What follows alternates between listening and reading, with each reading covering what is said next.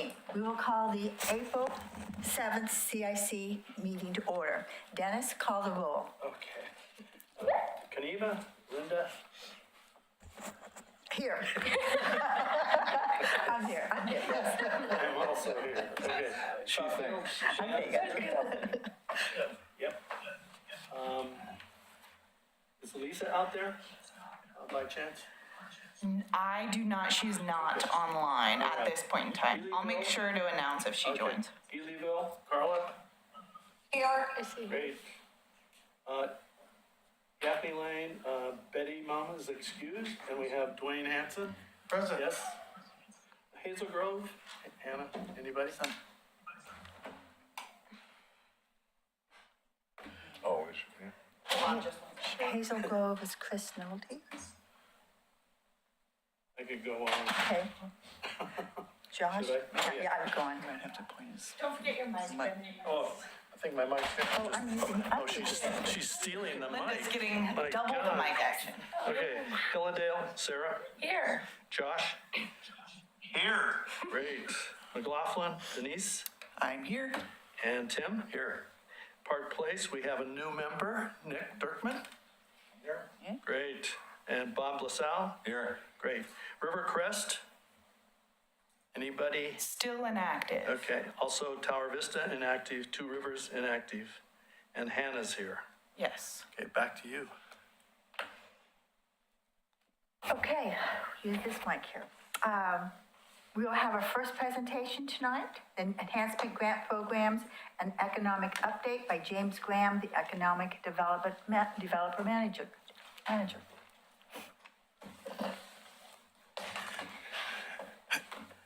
Good evening, everybody. Genevieve. Whenever we get an opportunity to tell people about all the grant programs and all the loan programs and all the programs that we have in economic development, we take the opportunity, and this is a wonderful opportunity to do that with you. I've given you a little present today, which is the economic development update over the last 4 years since I've been here. Actually, 5 years since I've been here. So this update is really a beautiful, handsome book, as you notice. It's a very nice feel to it, and it details a lot of activities that we've done in the past 4 years, as well as the next 2 years coming up. So it covers from 2020 to 2027. So I encourage you to take that with you and share it with your friends. And if anyone needs one, we'll certainly have some hard copies. We also have it online in electronic version. I'm also here to really talk to you about the enhancement grant, the community enhancement grant. And this grant is one of those types of programs that we feel we need to tell more people about. And so this is a great opportunity to do that, as I mentioned before. So we have allocated $400,000 for this grant. And it is designed to do a variety of things. But one of the important things it is really to improve and enhance our community, Oregon City. And so with that said, one of the things, there are several categories elements I'd like to go over with you. For instance, eligibility. You have to be a 501c3 nonprofit to be eligible. In addition to being a neighborhood association, you could be a local government advisory committee. You can be a department of the city government or special district. And so those things, as entities, you're eligible to participate. The maximum grant amount is $50,000. And so that's available to the grantees. There is a match requirement. For instance, if the total project cost is $10,000, then you're required to come up with $30,000 match, or $3,000 as a match for the program. And it can be in kind. It can be in cash, in kind. Both are eligible. Also, letters of support. If you have a project that requires, that impacts, say, the police department for some reason, you need a letter of support from the police department, from them advocating your project. Or maybe if you have a project that benefits a school district or the school, school district, then you need a letter of support from the school district, and those types of things. Also, the program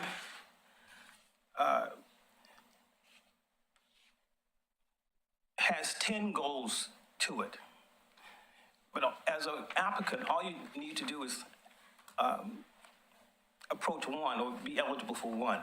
However, the more goals you're eligible or to convince the committee that you can conduct those goals or reach those goals, the higher your point is.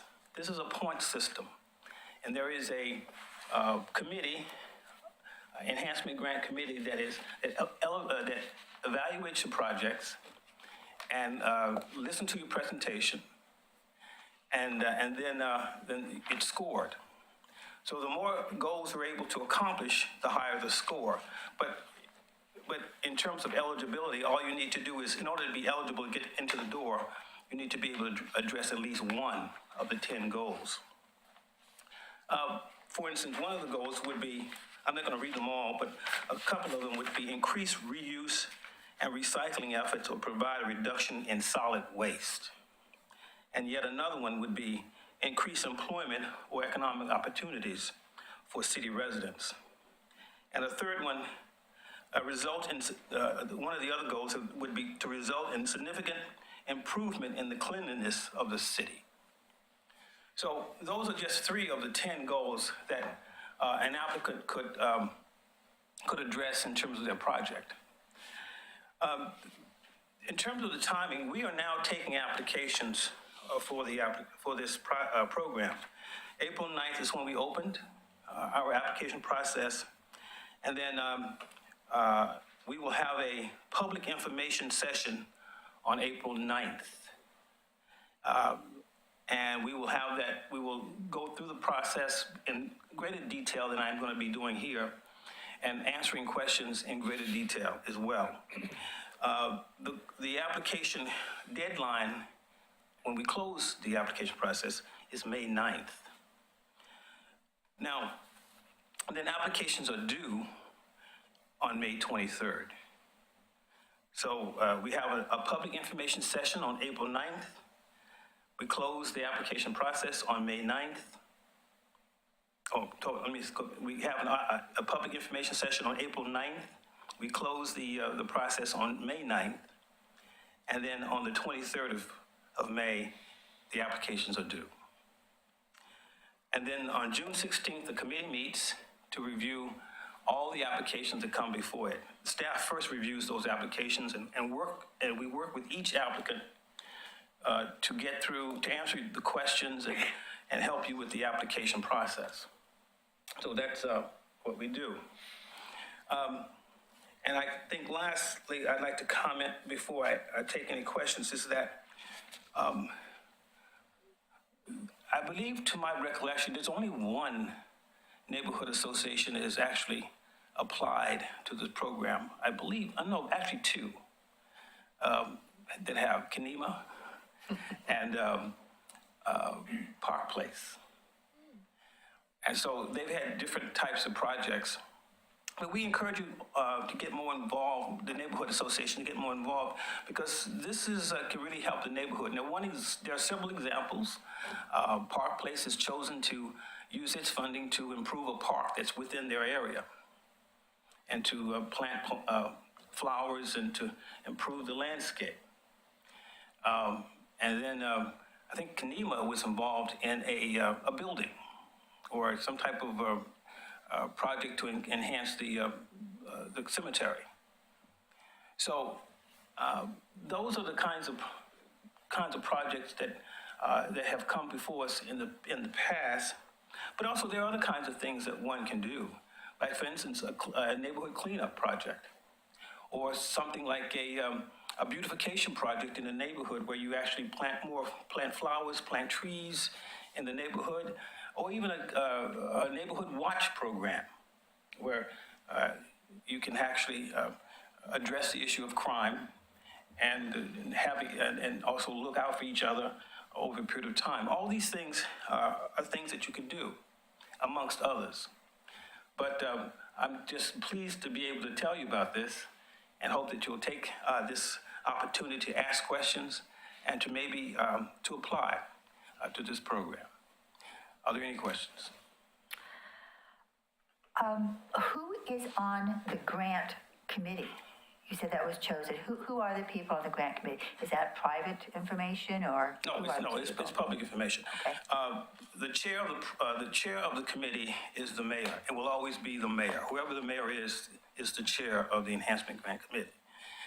And then, of course, you have the other commissioners on the committee, in addition to, I think, 3 or 4 citizens also that serve on the committee. So that comprises the committee. Bob? Years ago in Park Place, we had several, 5 or 6 historic signs made up through this, and I think that's one thing that almost any neighborhood would be able to apply for, is some historic recognition of things in their neighborhood. Well, just as long as it addresses one or more of the 10 goals that are listed in the application, and of course you're going to have to demonstrate how you could increase refuge and recycling efforts, how you result in significant improvement in the cleanliness of the city, how you would enhance the art and culture within the city. All of these are just some more samples that I'm throwing out to let you know that it has to address these 10 goals. Tim? James, you mentioned it was scored. So you said we could do in kind, but do you get higher scores if you do in kind and a dollar for dollar match, or does that matter? No, it doesn't matter. It's the project itself and how it addresses the 10 goals. Okay. And also, the other point is, we have received projects that actually are just outside the boundary of Oregon City, the legal boundary.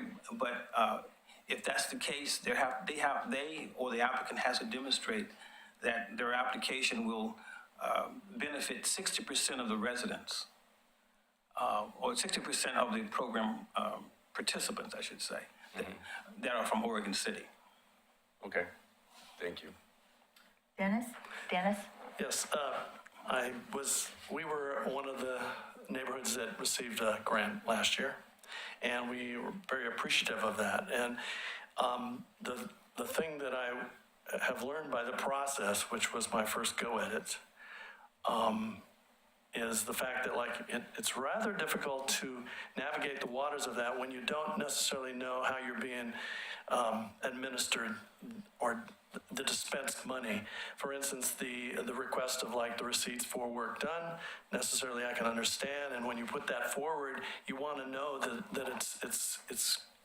it meets the merit of your office. And so in my experience, the experience that we had in taking the means, the money, and to apply it to the cemetery, had some difficult problems with it. One, we fell short of matching what we intended to do by buying what you call a container. It was a storage unit to be housed on the cemetery for work and preservation. Anyway, so by virtue of a couple days, we didn't make that date. We were 2 days before July 1st. So it's very important. I'm putting this out for anybody who's interested in doing this, is to adhere to the requirements in the application. So a lesson learned there. Would have liked a little more discretion, but okay, I can satisfy with the requirements. Second thing was the issue of through the course of the grant that was given to us, and then subsequent applying the paperwork and the receipts to your group. I wasn't certain, nor was the group, the board members on the cemetery, on like how it would be dispensed in one or two allotments.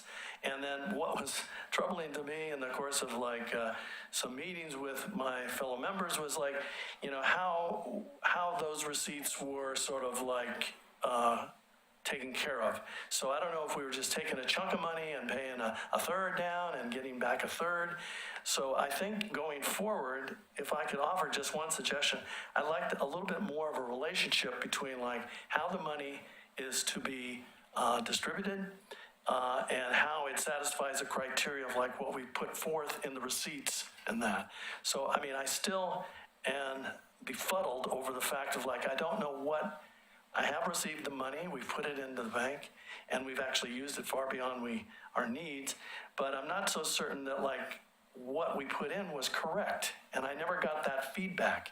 And I would think going forward, I would hope I could apply again, I mean, representing the voice of the cemetery, for other things that would go to preserve the cemetery and create its significance. But going forward, I would like to know that if we ask for X amount, that is going to be dispensed in a fashion of like 3 months, 4 months, 6 months, and that I've checked the box and the receipts that have been submitted to you are, they work, they're valid. And if there was any discrepancy, which I don't know how we could rectify that. I never got any feedback in the course of our duration on the fact of like, well, they'll accept this receipt and not accept that receipt, or we'll get a proportion of this receipt paid against the other stacked up. So I don't know, I mean, I put it together with the help of my members. We gathered our receipts. We put them together in some fashion, excluding the in-kind, excluding the storage unit that we could no longer match because of the date that it expired. So I don't know exactly what I got paid for in terms of what I was going to be using it for. And going forward, I'd want to have that a little more clarity on like the distribution and dispensement of the grant monies. And I think you'd want it too. I mean, we want to end up with the same kind of goal and satisfying the need for the request for the money and how it gets applied and how it benefits the greater whole of the city. That's all. Well, there's always a contract when we dispense this kind of money. And there's always a contract period in the contract. So you have to follow the contract. So even if it's because it's taxpayers' money. And so therefore, within that confine, you have to comply with that. The other thing is, the guidelines are fairly clear with regard to what you can spend the money on. And when you submit your project, staff reviews the project, and they're in contact with anyone, whether those expenditures were legitimate or eligible. But there is always a contract that you have to comply with.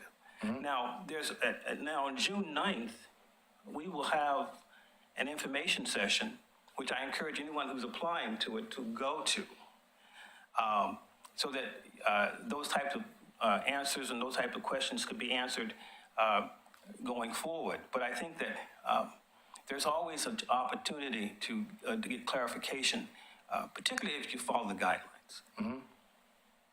James, I think you mean April 9th. You were saying June. Isn't April 9th the information session? April 9th is, I can't open house. I want to speed this thing around. I just want to make it clear. Yes, you're right. Nick? I'm still confused about the timeline. You said that there's a May 9th date, and then there's another date, like the 23rd of May? The public information session is on April 9th. Okay, and then you mentioned May 9th. And then on May 9th, there is on May 9th, there's an extension request deadline. You can actually request an extension on your project on May 9th, but the applications are due on May 23rd. And that's when they're all due. So basically, the process closes May 23rd. But, That makes sense. What Yeah. you just said makes sense. Yeah. It wasn't making sense to Yeah. me before. and then on June 16th, the grant committee meets and they review the application. I And apologize for that. Can you clarify what May 9th is then? May 9th is an extent, there are applicants that, there are people who may have money already, and they might need a little bit more time to expend those funds. So the deadline is May 9th for them. Oh, that's for prior Yes. recipients of Right. the money? Okay. And it's also the close date, or you said it was the. Well, the close date is May 23rd. May closes to May 23rd. May 23rd, yeah. Got it, all right. I have the wrong glasses on, so I'm reading backwards. Ah, That's right, I have my hearing aids turned down. So I do have one more. I have one more question. Sure. So, so respectful of our grant, and how it, transpired, we haven't matched, we had a given amount, and we haven't reached that amount. So we still have time to submit some receipts. Is this correct? No, your application is done. It is, the application is I done, mean, your project is done. but the amount of money that we did not use, we can't carry over. You cannot carry over. Right. Right. So is there any leeway for if I have a receipt from, I mean, I'm working with the volunteers within my neighborhood. So if I gather new receipts still in this frame where we're talking about and brought them in to you or Ann, If you applied for an Isn't that the May extension, I'd have to have an extension, I'd have to, Well, and that's, and tell me what I need to do. well, and your situation is kind of interesting, the way it developed. We haven't used up the grant money that was, Oh, you have not? no, Okay, so your contract, I have a contract. you have a contract, so, Yes. so therefore, the contract period, I think, is already over. But you have to also request an extension. Have you requested an extension? No, I haven't. Then you're not eligible. Nice. Yeah, so you have to request an extension. That's what the May 9th extension date is. That's the May 9th is an extension request deadline on May 9th. That's what that is. Oh, but this is April. So by May 9th, if I ask for an extension on the remaining sum? If you ask for an extension, sure. Okay, thank you. Nick? Are you sure about that, James? I mean, the period of time is 1 year, July 1st through June 30th.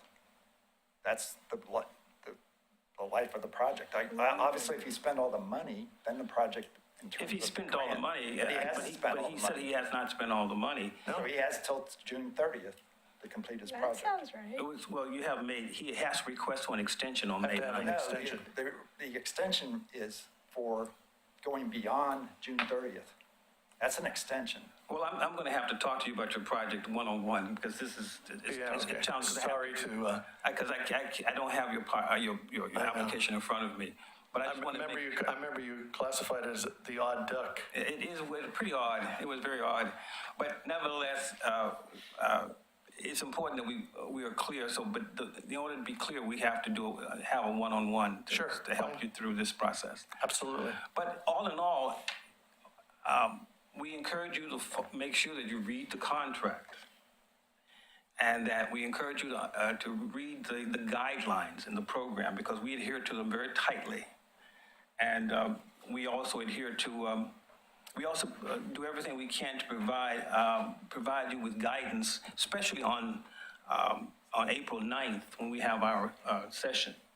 So that's going to be extremely important, that if you intend to apply, you should come to this one on that date, on April 9th.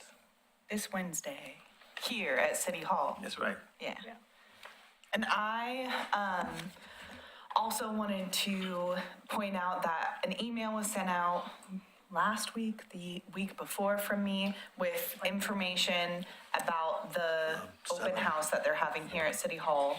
Also, a link to the city's website that has access to the guidelines, which are very important, and also access to the application.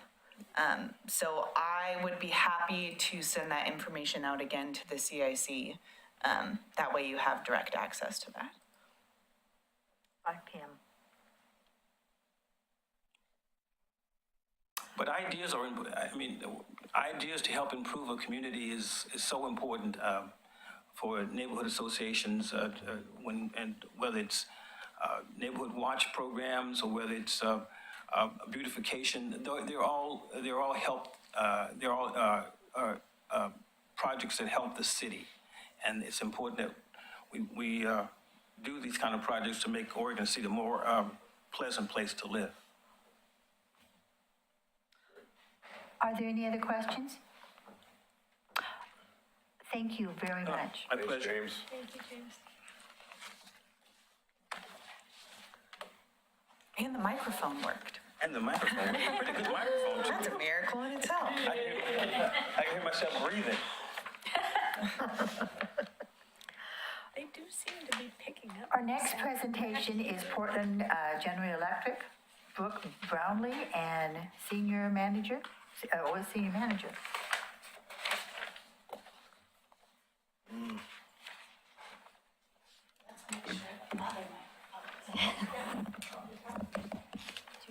should be, yeah, it's working for you. Okay. And then this is the clicker that you can go through. Sometimes it doesn't work. I'm always there if you need me. Hello, everyone. Good evening. My name is Brooke Brownlee, and I am the Senior Manager of Labor, Workforce, and Community Engagement for Portland General Electric. I am also a very proud Oregon City resident, so I'm excited to be here this evening.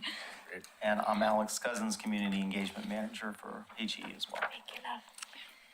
So we asked to come here today to talk to you guys a little bit about our new team in community engagement.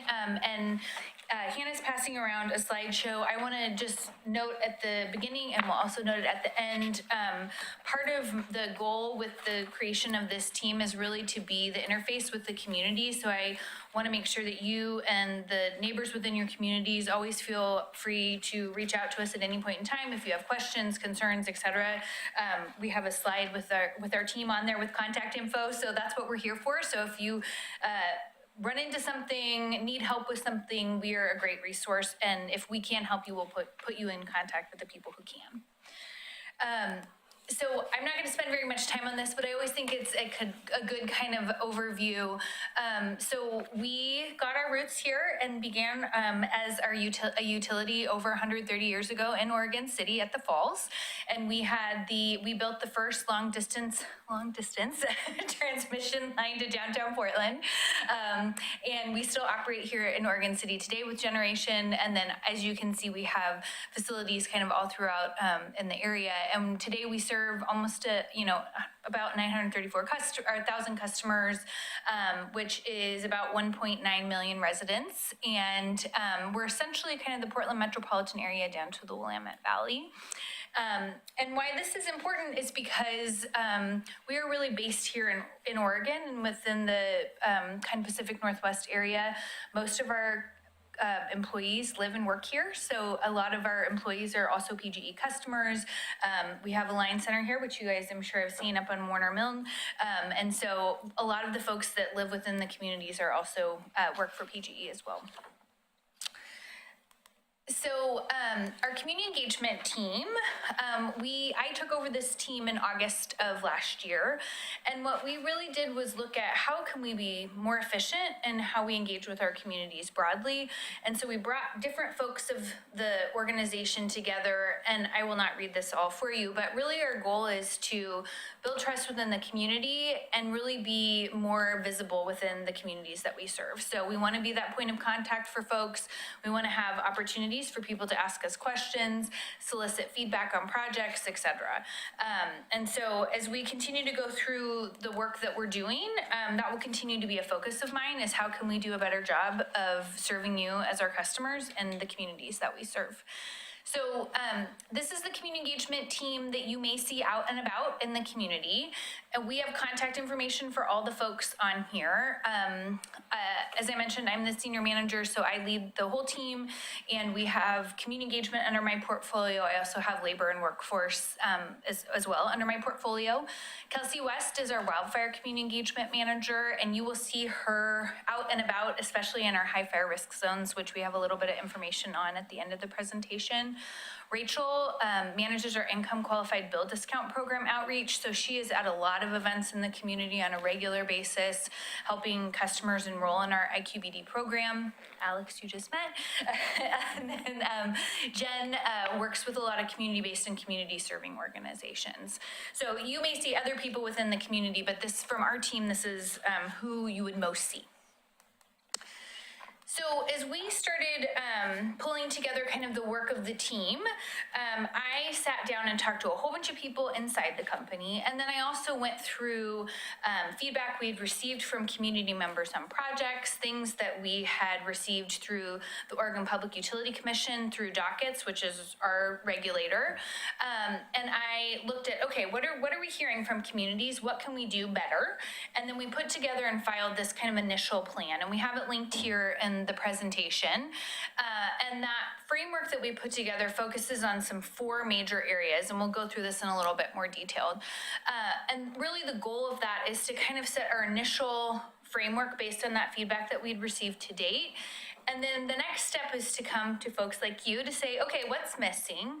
What can we do better? And how might we think about doing things differently in the future in order to be responsive to what our communities are looking for? So again, I'm not going to go through all of these in detail, but you guys have this as a resource, as a follow-up. What we looked at was, what are things that we are doing right now that are working? And then what are things that we can do better in the future based on that feedback that I mentioned? So today for major projects, we do project open houses. And then now looking forward, we're going to be establishing some regional community advisory committees that will serve as this advisory body for PGE on major projects. We have not historically done that. And we heard very clearly from community that you all wanted to be engaged sooner in processes. And so this allows for that to happen. And then we're also going to be doing a lot more one-on-one meetings. So Alex is going to be very busy out in the community talking with people to hear from people. What are your concerns? What's working? What's not working? And then we're also doing a lot of focus on how are we actually increasing transparency in the work that we do. So that was another piece of feedback that was very strong from our communities, was we're not exactly sure what you guys are doing or what's happening. And so we have several different programs that will be meeting that need. So out in the community a lot more, attending neighborhood associations. We're going to be doing some survey work, of which we would hope that you all would participate in as community leaders. Again, looking at what are we doing that's working, what can we do better, providing opportunities to come and give presentations within business associations, et cetera. So again, providing a lot more information about the work that we're doing and being responsive if there's a specific project or program that communities have questions about, being able to come and speak to them and come to where you all are instead of expecting you guys to come to us. And then our equitable and regulatory engagement work, a lot of this is focused within the regulatory space. So as I mentioned before, we are regulated by the Oregon Public Utility Commission, and a lot of the work that we do in that space, there are requirements around how we do certain things. So some of this is in response to that. Other of programs that we've developed here, again, are in response to community feedback that we've received about, here's something you can do better. The CBIAG is an existing piece of programming that is legislatively mandated. And then the Oregon Clean Energy Workforce Coalition is also an established program.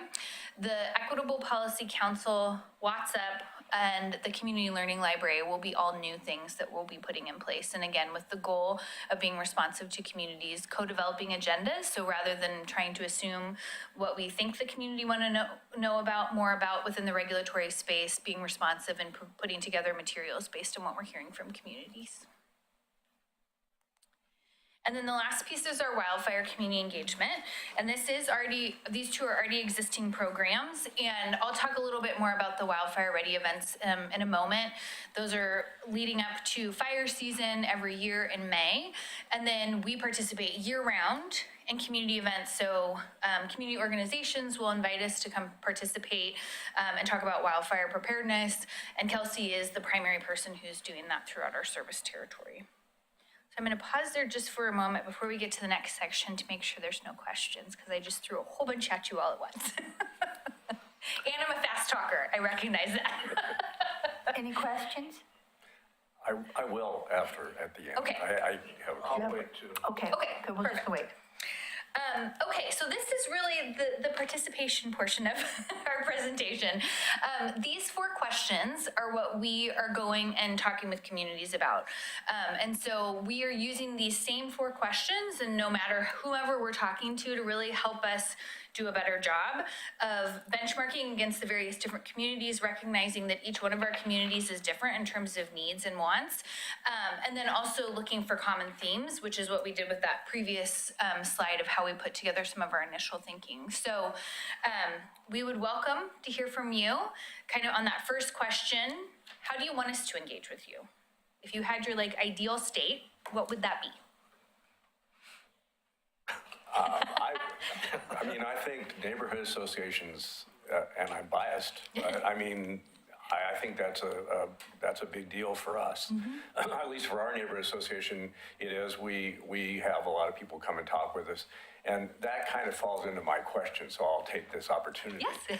One of the things I think you do a really good job of communicating pretty well. I mean, what I don't see the communication going very well is in pricing and changes in pricing and why and where it's going from here. Okay, All that's really we great. hear is through the news, Yep. or we hear through state legislators, which it just doesn't funnel down to the neighborhoods. And, you know, we all see it on our bills, the prices go up, and we don't really, I think you'd be better off getting down to the grassroots and explaining that, because I think there's a lot of frustration, and I think there's even a lot of anger as to why is this happening? And now we're talking about potential of certain countries not giving energy to certain cities, and people are concerned, very concerned at this point. And so I think you just need to get it down to the grassroots, and sending in a bill. I know it's easy for you, but you know, when there's that much writing, people don't take the time. They look at the bill, throw the rest of it away. And I'm just, because I've seen it. So that would be really beneficial if you could get it down to the grassroots. And by grassroots, I say neighborhood associations. I appreciate that. That's great feedback. Tim, are you saying that bill inserts not a effective way to communicate? I don't believe so. I mean, we have the same problem. You know, we send out things, the city sends out things and bill inserts, and people say, I never saw that, because it got tossed, you know, because everybody does it. And that's the problem. It's so oversaturated. Our mail is so oversaturated, and everybody wants to do it because it's easy, and I get it. And we try to do the same thing in the city, and it's not effective. So People who get their bills paperless aren't seeing it Yeah. either. So. yeah. And you want us all to go paperless. I mean, right? Because I get it all the time. Hey, can you go paperless? So I think there, and it's a Herculean effort to get down to the grassroots. I realize that, but I think PG would be better served by doing that. Thank you, I appreciate that. And I have a special place in my heart for neighborhood associations, so. Bob? Well, I have to agree with everything that Tim just said, in spades. Yep. I have not seen any outreach to neighborhood associations. You've mentioned it several times here already, but I have not seen any at all. I don't know if anybody else has. Yeah. I see shaking heads, no. So I don't know where that's coming from. The community trust is destroyed. You don't have any community trust anymore because of your increases in rates. Now, we have been trying everything to reduce our rates, our bill, but again, looking at the inserts, I don't pay any attention to those inserts. I look at my bill, my bottom line, what I owe you, and to be honest with you, I continue to be flabbergasted, especially when we see in the newspapers and on the news your request for increases in rates. I mean, give me a break. That is just, it's ridiculous, just absolutely ridiculous. Everybody I talk to is hurting on their PGE bills. I think you ought to go retroactive. That's all I have. Thank you.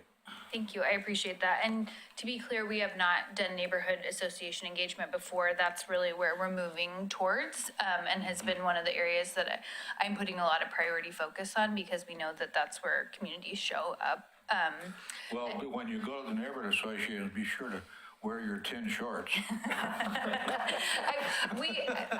I understand, I mean, I will say that we recognize, obviously, rates, it has an impact on our communities without a doubt. I mean, as I mentioned before, many of our employees are also customers, and we definitely recognize that. And I would say that, the investments we make are not done lightly, and we really are looking at the value that we're providing to our customers. I know that does not change the feelings around the increases in rates, but we do recognize that does have an impact on our customers without a doubt. It's just an onslaught of too much expense everywhere. You Yes. look in the grocery store, housing costs, it's everywhere, and people are strapped. I completely understand. It's not all you, but it's hard. Yeah, I completely understand. And I'm sure Hannah can be able to give you this. It's the 2025 Neighborhood Association General Meeting schedules of neighborhoods, who to contact, and when they have the meetings. Perfect, that would be great. Okay. Thank you. I got one question. Dennis? I know this is maybe tangent to all this, but since you're talking about neighborhoods and involvement, there was a bit, maybe a couple of years ago, where we're trying to plan a greenway walk. We're going to go down Second Avenue, and the issue became kind of like a stall because it had only two routes to come through Kanema, which is an extension of 99, Yep. Fall River, Second Avenue. Yep. And that little, I call it a substation, I don't know what you would call it. And it's also the end of like a trail from the Kanema wildlife area. Yep. And there was an issue related to like, how would you want the people to traverse that to get to the parks? We have two parks in Kanema, the old park and the children's park. Yep. And a great walk in the wilderness. And it comes right down to that area. And the issue fell short, as we understand it, because of the issue of going behind the fence in the area of the substation. And granted, for security reasons and just practicality, why would you want them to walk so close to the substation?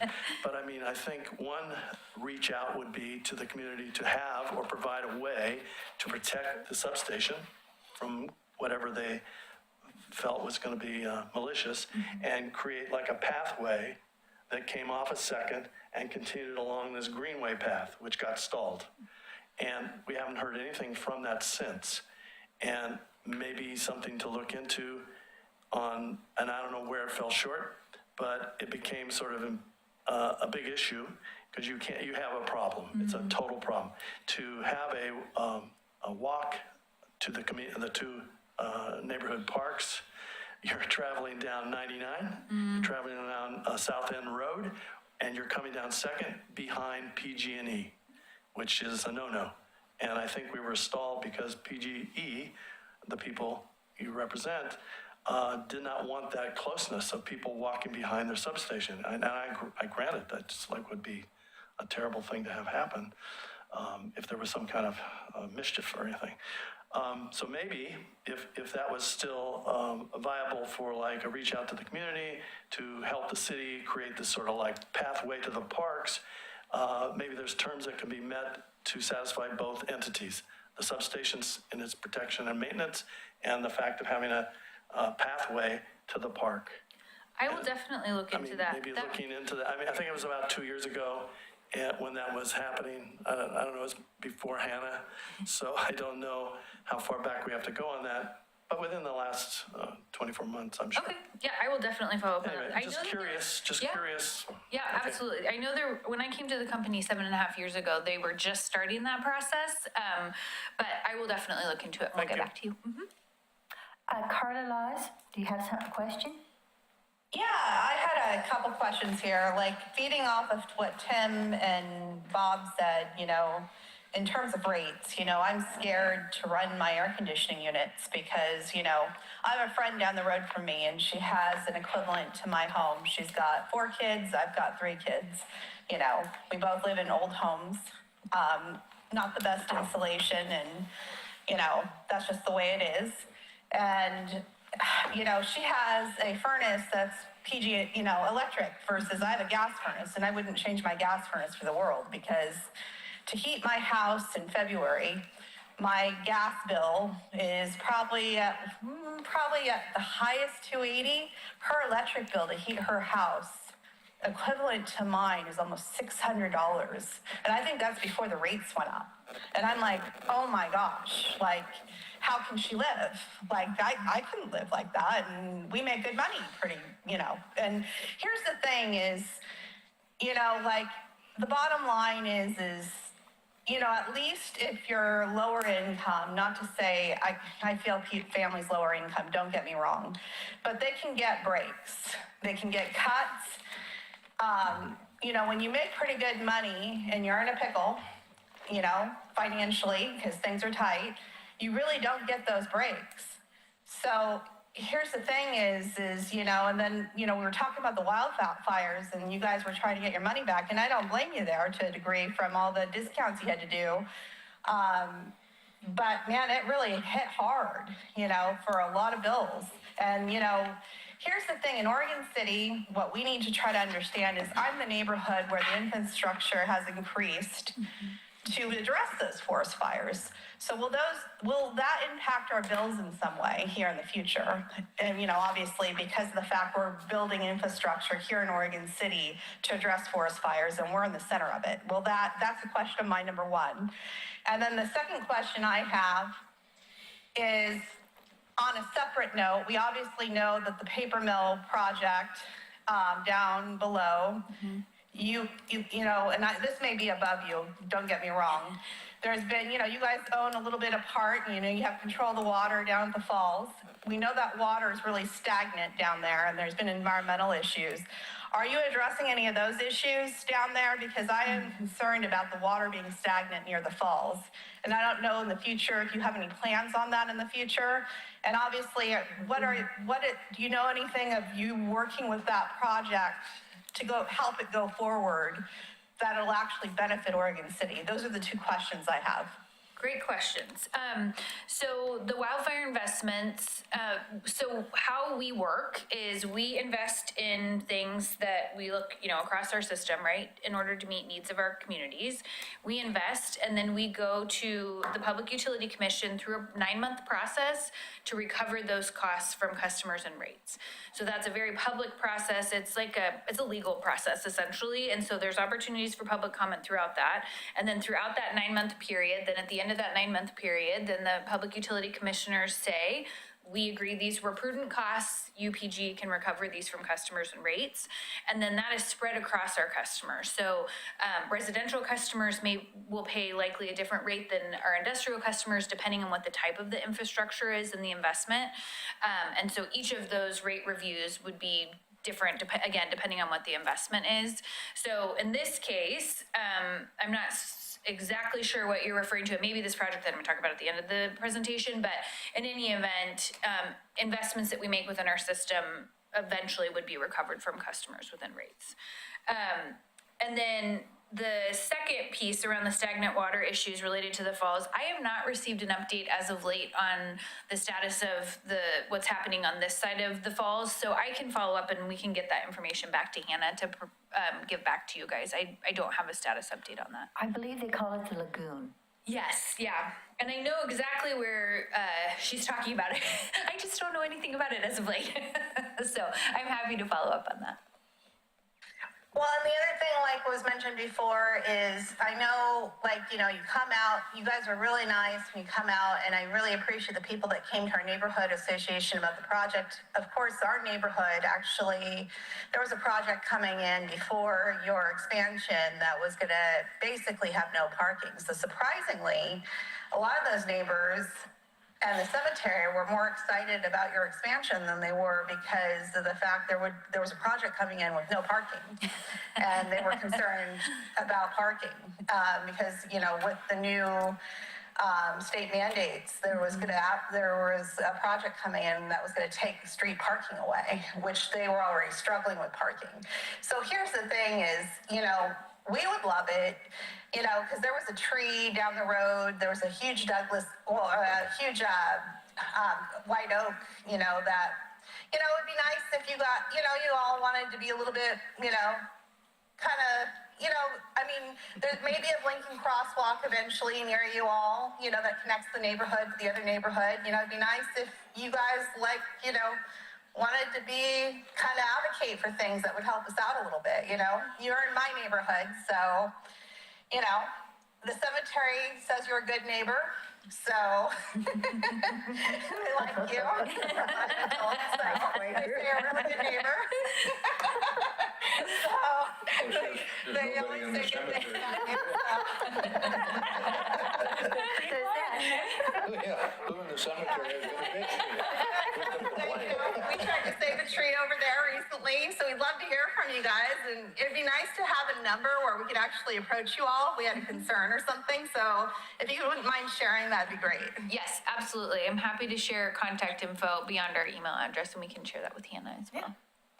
Thank you. You're welcome. Are there any other questions? I do. Okay. First of all, I want to say thank you because this is a great first step in getting out to all of us, and now we have something to look forward to. Second question I have is, can you give us an update on the project that's happening on Warner Milling next to your Yes, site? that is, let me skip through real quick, and I can do that. That's, oh, there we go. They're working now? Yep, okay. I got too excited. Okay, so that is our operations center. It was built in 1950 and expanded in 1979. So those basically serve as kind of our regional hub. So that's where we keep line trucks, our staff work out of there, et cetera. I'm sure you guys are well aware, we purchased some property on the side in order to support looking at what that facility will look like in the next several years. So we right now have this estimated expansion of population of 7 to 11-ish percentage. And so we are right now in the planning process looking at, okay, what do we need in order to support that within that community? And then what does that infrastructure look like in order to meet the needs of the growing community? One of the things that these facilities are supportive of is we keep, you know, in the event of an emergency situation, we work out of that facility, right? So like that becomes the hub. And so making sure that we're thinking through all the things associated with that. As this project moves forward, I will be happy to continue, or Alex will be happy to continue to provide you guys with updates as things move along. But we're in that kind of planning initial stage right now, recognizing that we have that expansion. Thank you. So I will just note, if you guys have additional thoughts, feedback on any of these things, please feel free to email Alex or I or both of us. We want to know what we can do better. If there are things that you've seen other public agencies or organizations do that have been good and effective, we want to know that too, because it also allows us to learn from others. We're doing a lot of benchmarking with other utilities across the country to understand what has worked well for them and what hasn't worked well for them. I think that it is equally as important to know what works well as what are the things that didn't work well, so that we're not replicating other people's mistakes. Anyway, I just will leave it there, but just note that we are continuing to want to receive this feedback, and this is not a one and done. So if after you sit with it for a while and you're like, oh, that thing, please feel free to reach out to us. And then really quickly, I mentioned this before, but this is related to our wildfire program. There's some information here in terms of links, et cetera, but we go through this process that identifies what are called high fire risk zones, or HFRZs.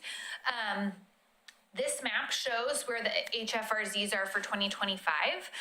We had one area that you can see up on the far left-hand side that was removed, and that was because of infrastructure that was put in to make that more wildfire resistant.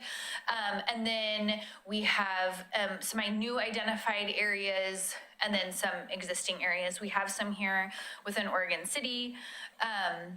And there's a note here at the bottom, but I think this is really important. If you go in and put your address in, it'll show you if you are within a high fire risk zone. As you all are residents of this community, and many of you, I'm sure, were here in 2020, and many of us were in level 2 or even level 3 evacuation areas. I think it's really important to note that just because you are not in a high fire risk zone does not mean that you may not experience a public safety power shutoff event. We don't call it a public safety power shutoff if you're not in this area, but there are chances of us having to proactively turn off power if there's a risk of wildfire that potentially has the impact on our equipment. So I think that's a really important note. And then this is just kind of what a timeline looks like. So when we implement a public safety power shutoff, we implemented one in 2020 on Mount Hood, and then we also implemented one 2021, I think, 2022? One of those 2 years, I apologize, I can't remember. But again, what we're looking for is a whole host of things. So this is a last resort. So when we implement a public safety power shutoff, we are looking at, is the weather hot and dry? Is there weather that's coming in that could potentially have our equipment be the source of ignition for a wildfire? Those are kind of the things that we're looking at. We have meteorologists on staff, we have wildfire analysts on staff, so they're looking at a whole host of things. So when we get to the point where we have determined that we have to implement a public safety power shutoff, this is the last resort, and we feel like we've done everything else in order to mitigate that risk, and this is the way that we protect our communities. So we have kind of phases, so we'll give notice, and then we communicate with our various public safety partners. And I think the thing that's really important, and this is the part that for a lot of communities is confusing, and if I didn't work here, I would be confused by this. When the weather event has passed, we have to physically check all of our lines before we can turn the power back on within that community. And that's to make sure that during that time, when we had the line shut off, that we didn't have a branch come into contact with a line that when we re-energize would then cause a fire. And so that period of time takes some time. And so if for some communities, when they go through this, it's confusing, right? You're like, well, the weather event has passed, why is my electricity not back on? And that's why. So that's a really important component. And we are working to continue to provide updates to communities if you go through this process, or if we have to do a proactive de-energization, which is what we call it if you're outside of a high fire risk zone. Sarah? So if the power is turned off, if you're fortunate enough to have solar panels on your roof, do you maintain power, or have you shut it off? If you have solar panels on your roof, you need to have the way for your solar panels to disconnect from the rest of the system. Yeah, that's what I'm thinking. Okay. Otherwise, your solar panels are feeding the grid. Right. Bob? Item 2, I've been given notice. How do you give notice? So we will text you, and then there's a kind of a whole protocol list. I can send you guys the follow-up of that too. I'll make sure you guys have that, but there's a whole protocol for how we communicate with customers.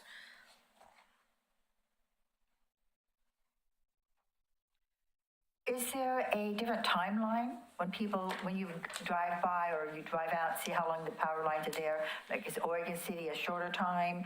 Maybe say how far out, So that's a great question. So anytime we have an outage related event, not necessarily specific to wildfire, essentially we look at the places where we can re-energize the most customers as quickly as possible, right? So we look at critical customers first. So things like hospitals, schools, et cetera, right? And then we go through and we're making sure that we're energizing as many customers as we can as quickly as possible. So that's kind of the process. And for I would say for a bigger event, we will often call in mutual aid from other utilities to come help us. You guys may, especially out here, you guys may see that where you will see trucks from other utilities come in and help. When we had the big snow event or ice storm several years ago, we had lots of mutual aid come in and support us because we just don't have enough manpower, right, to do that work. So, and that's a benefit of the utility system generally. We send our crews to help and other utilities to do the same.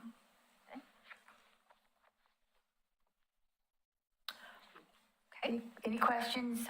Anyone online here? Thank you very much. You're welcome. Yeah, thank you so much for having us. And like I said, please feel free to reach out with any questions, concerns. We're here always. Okay. And I would get that sheet from Hannah as well. Yeah. Yes, I will. We'll make sure to be able, I'll send out all of the information that Brooke passes on to me, along with contact information and That sounds all great. that good stuff. I'd just like to make one more statement. When a service person comes to my home, whatever the service may be, and I've had trouble with the people in the office, I usually bitch to that person in front of me. Not that they're to blame, and you're right now in the same situation, where some of us have bitched about PGE, we're not directing it directly to you. Thank you, I appreciate that. And also, you're very brave. I do see that Carla wrote in the chat that Dee Dee has a question. Oh, Dee Dee has a question. Okay, Dee Dee. Dee Dee. So she said she's watching only, but she was talking about TIF program of some sort she had a question about. Dee Dee, she wrote me something here. She was saying that next year, she was saying, hold on a second, she said, let me look here. I need to ask a question about the TIF program. Can you tell me a little bit more about the TIF program? Do you know what I'm talking The about? other option that we can do is Dee Dee can email her question to me and I can pass that along to That would Brooke be and great. get them connected. That way Dee Dee has her specific question answered, if that works better, Carla. That sounds great. That would be Thank you. great. Thank you very much. Thank you. Thank you for coming. And again, you are very brave. Yeah.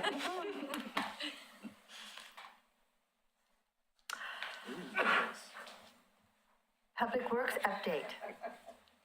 Dayna Webb. Why you love public works? Still here. I love it. That's a cute little saying. We love you and we didn't even know it. All right, thank you for having me here tonight, Dayna Webb, Public Works Director. And so instead of kind of doing my traditional slides with the lists of all the projects we're working on, I worked closely with the Public Works team, and I've brought kind of a handful of scenarios and examples of why you love Public Works and maybe didn't even know it. So I'm going to start with, we're always on call. So in January at about 9 p.m., we received a call from non-emergency. A resident noticed a manhole overflowing in their backyard. Wow. So so we have staff on call 24 hours a day.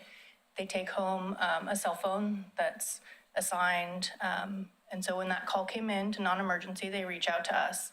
A staff member answered the call, hopped on their laptop, got an idea based on the address of what the manhole was, and determined it was a sanitary sewer manhole. So at that point, knowing that one person can't take care of a sewer overflow at 9 p.m. at night, a staff of 4 was called in to take care of that. They had the blockage identified and cleaned out by 1 a.m. And at that point, they had found a piece of broken PVC pipe that had gotten into the sewer line and had gotten itself kind of wedged in the manhole and was then collecting up solids and eventually overflowed the manhole. So at that point, they got things kind of cleaned up and flowing in the system again. They posted signs, so we've got these sewage spill signs that we'll place when we do have a sewer overflow. And then, so they determined approximately 2,400 gallons of sewage was released into the stream nearby. So when that happens, we then have our crew go out and continually monitor for E. coli until the levels are low enough to be non-detected. And so those caution sewage spill signs stay out until that's done. They'll go out and clean up any solids or anything like that. In that case, that manhole lid didn't pop off, and so it really kind of acted as a strainer. At times, the manhole lid might pop off, and so then you would get a little bit more solids. So everything was reported to DEQ. You know, the reason behind it was determined. And again, the crews went out and cleaned all of the pipes in that area just to keep everything flowing. So that's one reason why you might love Public Works. Always know that you can submit, and I have a slide at the end, but in all of these kind of cases, you can submit anything you see that looks out of place to the MyOC app, or in like a situation like this, reach out to the non-emergency line and report it, and they'll reach out to staff. Our next one is we clear flushable wipes from pipes and pumps. So although they're labeled as flushable wipes, they are not. They do not degrade in the system, and that is what our crews clean out of the pumps on a regular basis. So, Good job. Are they allowed to still say they're flushable? Why is? yes. Why So is that? although you might think at your house, oh, maybe I'll just flush it because it's probably not going to clog my pipe. It clogs the downstream pipe that the rest of the ratepayers, pay for those cleanings. So that photo there is what we refer to as deragging the pump. So we open up the pump, we pull out all of those flushable wipes, makeup wipes, baby wipes, Really? all of those kind of things that get flushed down the toilet that do not disintegrate. That smaller picture in the. Need to put this picture on. Yes. Yeah. So the smaller picture in the middle, we also, we have 14 pump stations that we operate. And that middle picture is a smaller pump. And so what our crews also do is we take out those pumps and we rebuild them. So at times they get kind of worn out and old, and we can replace parts within inside of them. And so we also, so this past year, we rebuilt 2 pumps out at the Kanema pump station. And then we also rebuilt 2 pumps at the Barkley Hills pump station. And at that pump station, we had to install additional cutter-style impellers to address the ragging that occurs out there. Yes. When you're repairing a pump, do you have spare pumps that you put in place for operations during the repair? Yeah, so each of our pump stations has essentially what I would refer to as a redundant pumps. So when they pull that pump out, there's still another pump in there that can operate. And again, the sewer crews are familiar and kind of know how often the pumps turn on. A lot of times they don't run 24 hours a day, so they can usually kind of identify the best time to take them out of service. Additionally, each of our 14 pump stations are served by generators. And we've got, I think, 7 generators scheduled to be replaced. Some of those generators have gotten old. Finding parts for them becomes extremely difficult. It's not uncommon for the crews to be running all around trying to find a small part to keep the generator running. And so at this point, it's become, a time and a cost. And so we're looking at replacing, I think it's about 6 or 7 of those generators. So please do not flush it, even if it says flushable wipes. Sounds like Kanema's the problem. You didn't hear her say when it goes downhill, that was the thing you missed, yeah. Well, no problem. I think we just happened to deal with the Kanema one recently. But I suspect they all have the same similar ones. Troublemakers. So my next one is, speaking of flushing, so in our water system, you might have seen us out flowing water. So essentially we're flushing the water pipes. This helps maintain water quality so that drinking water doesn't get stagnant. We do our best to provide our water pipes in a looping system, but there are times when we have a dead end. And those dead ends, when you don't have a lot of users on them, the water in them can get stagnant. And if it's not turned over often enough, it doesn't maintain its chlorine residual and can start to grow bacteria. So we do regular flushing. That helps keep the sediment out of the system. So I think you'll notice I don't remember what color they are. They might be blue, the signs where they put them up in the neighborhood that they'll be flushing water. So you might kind of see this kind of activity out there.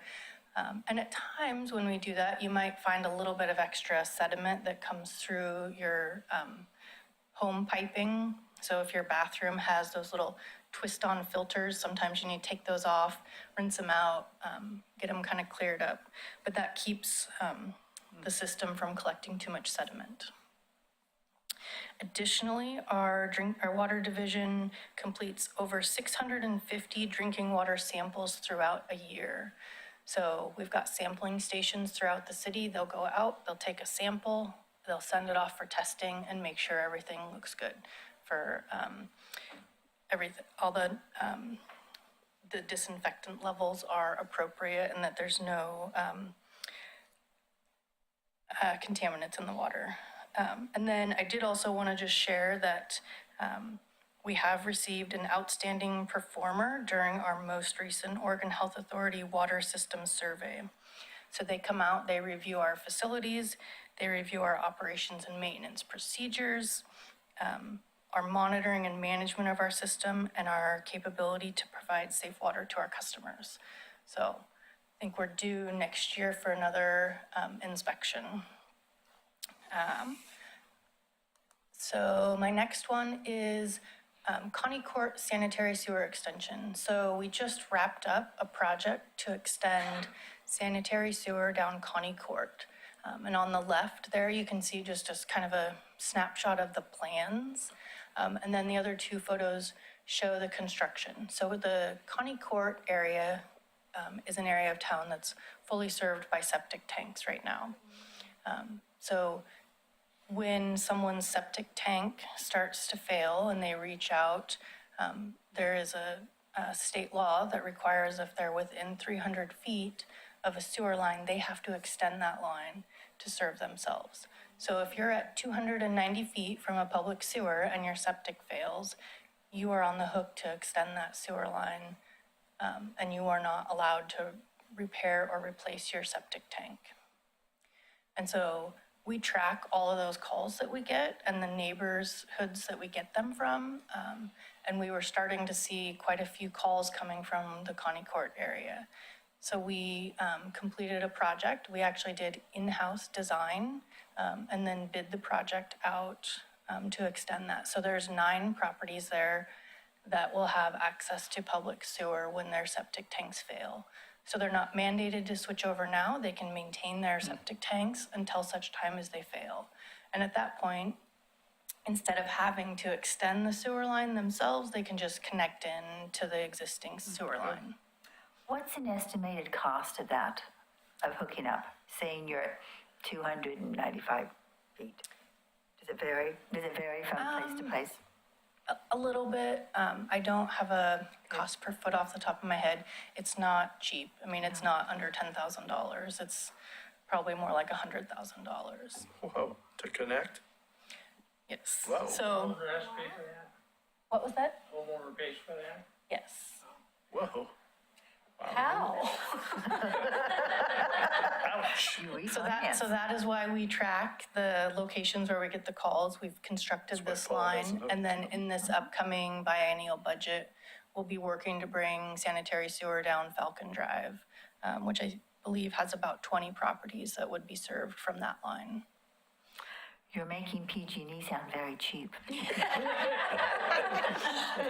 Who would have thought?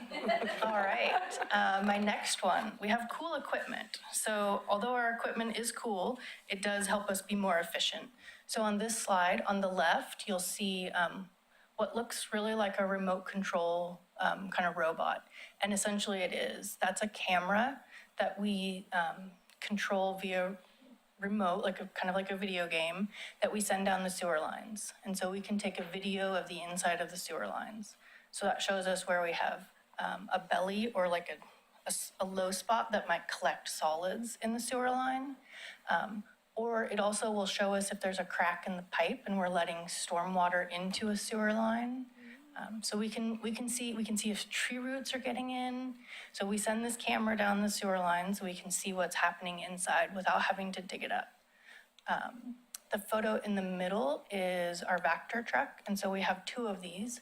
These pieces of equipment, as you can see, this is kind of a vegetated area. There's probably a manhole down that hill that they're trying to clean out. And so instead of having to kind of get over there, with just people, we can get over there with a piece of equipment and get the pipes cleaned out. So we use that piece of equipment in the middle to clean blockages in pipes. We can send down the pipe and remove roots, clean the pipes, clean manholes, catch basins, and a pump station wet well. We can use them to excavate in tight areas. Essentially, they act almost like a vacuum truck. And so you can set it in the mode to kind of suck everything out of the hole. So these are extremely versatile pieces of equipment that our crews use daily. Our goal is to clean 30 miles of sewer annually, and that would put us on a 4-year rotation to get to every pipe. And then on the right, shown with the elevator, is the equipment that runs that remote control on the left. So that van has essentially a TV monitor inside of it, and they can watch as they send that remote control device down the pipeline. That remote control guy, he can't go in a lateral, right? Just the main? This piece of equipment doesn't go in the lateral. We do They're too have a small, smaller right? one that Yeah. can do a lateral launch. Just checking. Yes. So cool equipment version 2. So that first slide was our sewer and storm group. This is our transportation group. Our transportation group does in-house paving. So we own a paving machine. We've got dump trucks, we've got rollers, and we'll do paving around town. The crew's kind of really getting dialed in, and we've upped the budget for their asphalt line, and so they'll be doing even more in-house paving this year. So this top left and top center are our paving operations. The top right is our patch truck. I may have mentioned that last time I was here. That's a fairly new piece of equipment. Essentially, everything we need to patch potholes can be held on that one truck. So it makes it really efficient to get out and be able to do potholes all day long with everything we need. Bottom left is our winter weather equipment. So all of our vehicles are set up to be able to have those snow plows or sanding or de-icing added to them. And then we can take that off in the winter, when winter is over, so that we can go and use those same pieces of equipment for paving. And then bottom right is one of our sweepers. So we have 2 sweepers. One runs all year long. We sweep approximately 7,000 lane miles a year and pick up on average 5,000 yards of debris with those sweepers. Wow. The sweeper is also equipped with an AI pothole detection system. So as we're sweeping, we're collecting data on potholes. And then our streets crew can take that list of potholes, put together the list, and send out the patch truck. So, yes. So we've noticed a couple of times that the C-Sweepio comes by on garbage pickup day, and they have to go around the garbage cans that people put out. Don't they know the schedule for that? Isn't there a way to get that to them? Yeah. Garbage days every day. The sweeper doesn't have a schedule. Same day every week. But what I can do is just make sure the crews are checking for garbage day. Yeah. We should have those noted. I would think so. And usually what we'll try and do is skip that area and come back. Mm-hmm. The sweeper isn't on a schedule. And the reason for that is during peak trees aren't on schedules. Yes, in peak leaf season, sometimes we have to go around and pick up the same street 2 or 3 times to get all the leaves. And in peak leaf season, we get less lane miles swept in a day because of how often we have to go and empty the equipment. You're telling us that Mother Nature isn't according to your schedule. No. So Dayna, Yes. did you say that the street sweepers are doing 7,000 miles a year and picking up 5,000 pounds of debris annually? 5,000 yards. Yards, thank you, okay. Yes. And so we run the one sweeper year round, and part of that is to meet our stormwater quality standards for our, I didn't write this down, NPDES, National Pollution Elimination Discharge System. So it's our state permit on keeping waterways clean. So in the peak leaf season, we'll run 2 sweepers. And so each day, the crew will update the web page and let you know which zone we're working in.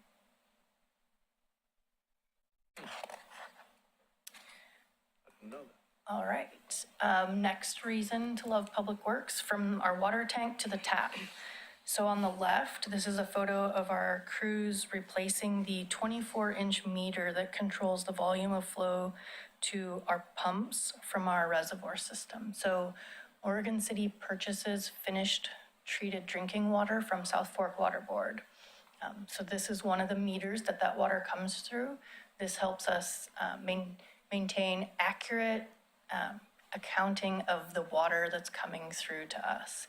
So City of Westland is also a customer of South Fork. So this new meter, we're getting much more accurate reads on the actual water that we're using from South Fork. And so that helps us just maintain a good accounting of the water that we're using.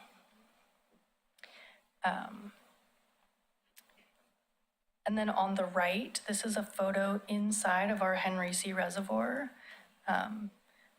So we recently did some rehab on that. We added, so that black pipe kind of running left to right, we refer to that as a passive mixing. So when the water comes into the reservoir, it comes in at the bottom, and you can see kind of those pieces pointing up, and so the water comes out of that and essentially circulates the water in the reservoir.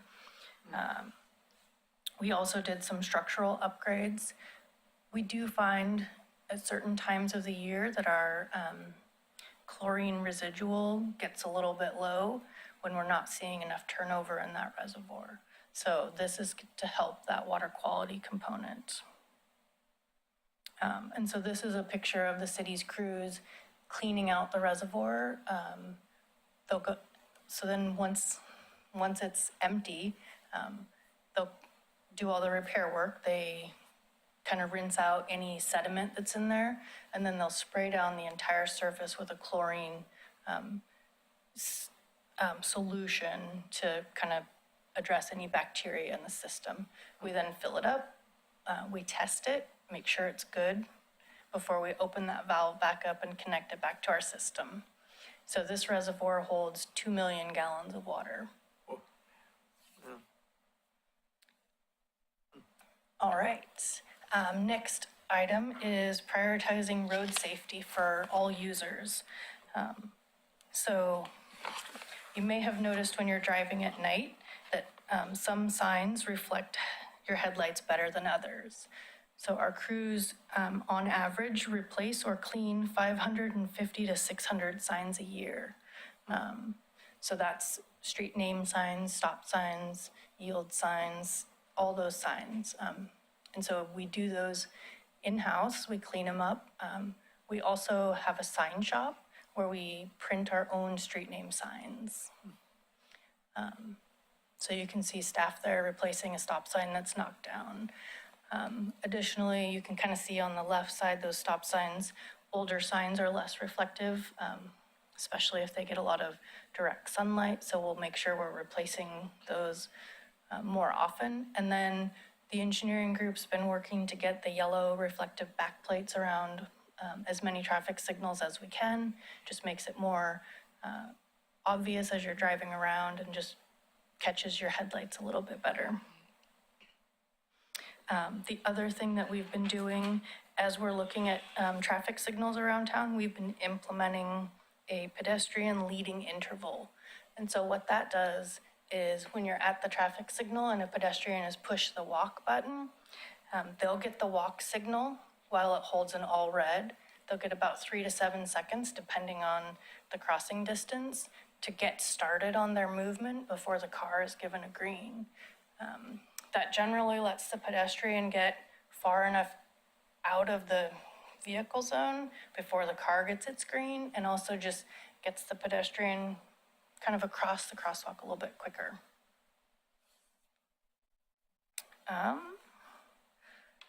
And let's see.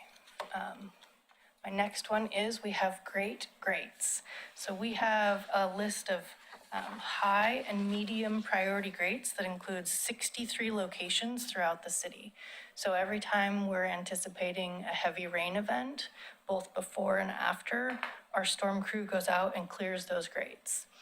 So you can see in this one, it's clogged with some leaf debris, maybe some rocks. So they go out and clean those anytime we're anticipating a large weather event. So I think lately the buzz term is an atmospheric river. So every time you hear that on the news, our crews have already been watching the weather, and you might see them out in your neighborhood cleaning off a grate. Again, if you see a grate that's clogged, submit it through my OC app, or reach out to Public Works and let us know where it's at. All right, so those are all the reasons to love Public Works. And I'm assuming there's questions about a handful of projects. So I've got a little update on a handful of projects. Yes. Holmes Lane. So this project has been a difficult project. So the way we award construction projects is we award it to the lowest bid contractor. So we say we want to build XYZ. They submit their bid for the price to do it, and we award it to the lowest cost bidder.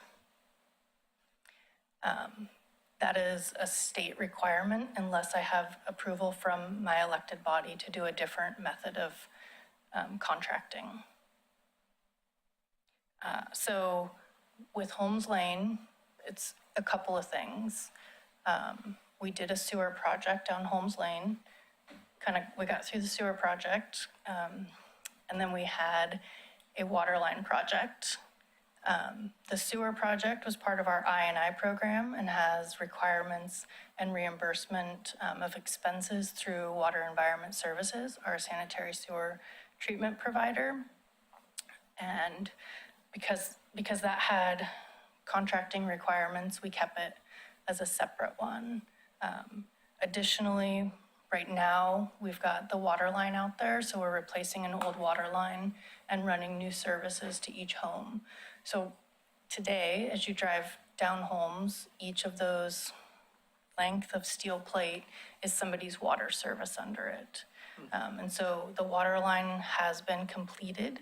The services have all been transferred to the new water line. And the contractor has struggled to maintain an appropriate schedule. I think at this point, they're ready to pave as soon as we have a paving window for weather. So we don't allow paving in the rain. We don't get a good product. So that is where the project is. Last week, the team and I spent a handful of hours coming up with our backup plan in the event we terminate the contract, which is never a good thing. So the contractor completed the minimum requirements as of Friday afternoon. So at this point, we're allowing them to complete the project. Terminating a contract is not easy, and especially if we terminate it in the middle of construction. They've completed some work, but not other parts of it. This is the closest in the 10 years I've been here that we've gotten to terminating a contract. So the steel plates, I heard the count was 47. It's a lot.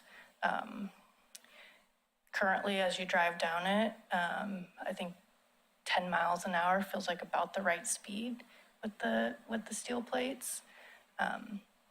So as soon as we get an opening in weather, the contractor has a paver scheduled to come out and complete the project. We also now have another contractor working on the Malala end of the project. Coming out of the reservoir site, the new transmission pipe is under construction. And so knowing we had all of these small projects, not anticipating that this water line project would have as much difficulty as it's had. I think their original finish date was like November, and we're now in April. We were scheduled to come back on Holmes Lane and do a pavement maintenance overlay from end to end in summer of 2026. At this point, I'm going to be bringing to commission a request to do a change order and add the paving to summer of 2025, up to the reservoir site. So from the Lynn end all the way to the reservoir access. The contractor working on our water transmission pipe is staging at the reservoir, and so we'll leave that part and we'll pick that up when we're paving out on Malala. So I think we're close to the end. And in the event the contractor isn't able to complete the paving, we will move forward with terminating the contract. Our crews have pulled together all of their resources, and we think we can pave that in-house, borrowing some additional equipment from the city of Gresham. So we're prepared to do that if we need to. If you terminate a contractor and you're going for lowest bid, do you accept bids from that contractor again? Or is that part of being termination, will no longer accept your bids? So this contractor has not completed the project within the amount of time we gave them. So that November date was the time frame we had given them. Once they kind of breach that timing of the contract, then we apply what we call liquidated damages. So for each day they don't complete the project, we charge them $250. And once we assess you liquidated damages, you're not allowed to bid on projects in the city for 5 years. Good, thank you. I know that Carla had a question as well. Carla? So I've had issues with this for a long time since Holmes Lane condos came in. And at the time, John Lewis was the director of public works. And there was a lot of issues with it, and especially with Stafford House, which, Stafford House is a historical house. And part of it had to do with Home Street condos.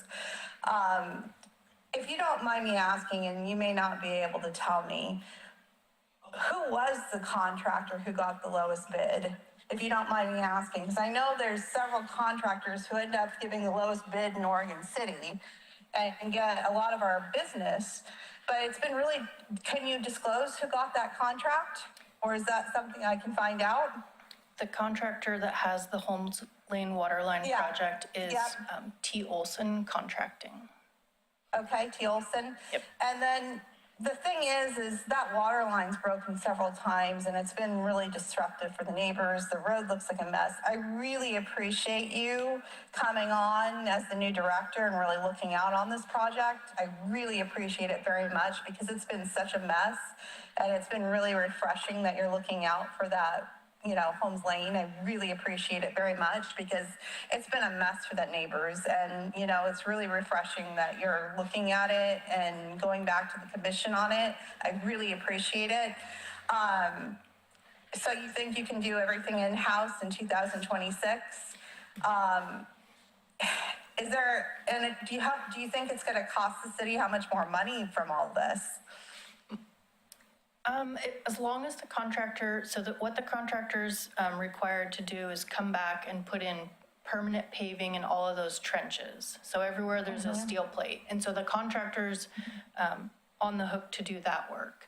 In the event they can't do that work, our in-house crew would be able to complete that work.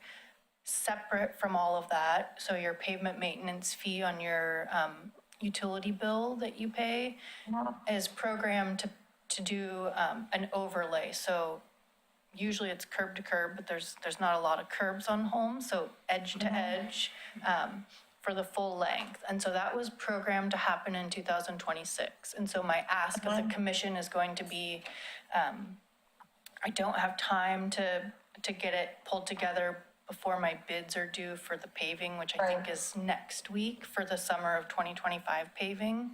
So once we award that contract, I will work with the contractor that we award that to create a change order that would go to City Commission and request that we accelerate that paving on Holmes Lane.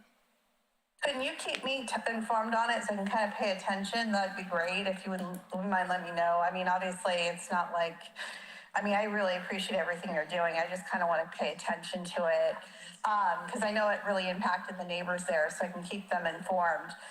The other last thing, how much of it had to do with that contractor? Because I'm sorry, that contractor who did Home Street condos, I mean, they're the ones responsible for property damage somewhat in the area. They're the ones who broke the water line several times.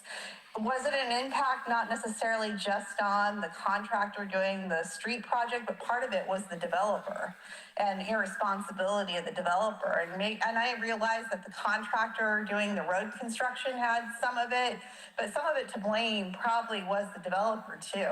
I mean, honestly, they put all the sedimentation from that properties towards Singer Creek, and we were trying to advocate for that, against that. But I mean, there was a lot of irresponsibility on that development completely. Anyways, and then they're the ones who broke the water line twice, not the one doing the road construction on, on the actual Holmes Lane, but the developer who's been responsible for a lot of the road damage. So is there a distinguish on what the developer did versus the contractor who's doing the city project? I do know the contractor doing the city water line has damaged at least one driveway, and so they are required to repair that. I'm not sure I'm familiar with the damage done by the private development project, but any damage done by the water line contractor that's been reported to the city is on a list of things that's required to be fixed before they get their final check. They cracked someone's foundation that's terracotta from their steamrollers. I guarantee you they did. A neighbor complained, and it's a historical terracotta foundation, which is very fragile. They brought in their steamrollers. The problem is they went in and there was no warning. I know that the water line was cracked twice before the developer even came in and did road improvements. On, the city side, that developer came in who was doing the development on the property, cracked the water line twice. So there's a lot, it's hard to distinguish between the two because it's such a mess. So I don't know. If we could keep tabs on it as a neighborhood association, I wouldn't mind sitting on that meeting. That'd be great. So thank you very much. Bob? Is any consideration given to making a claim against a construction lien? If we terminate the contract, we would move forward with going after their performance bond.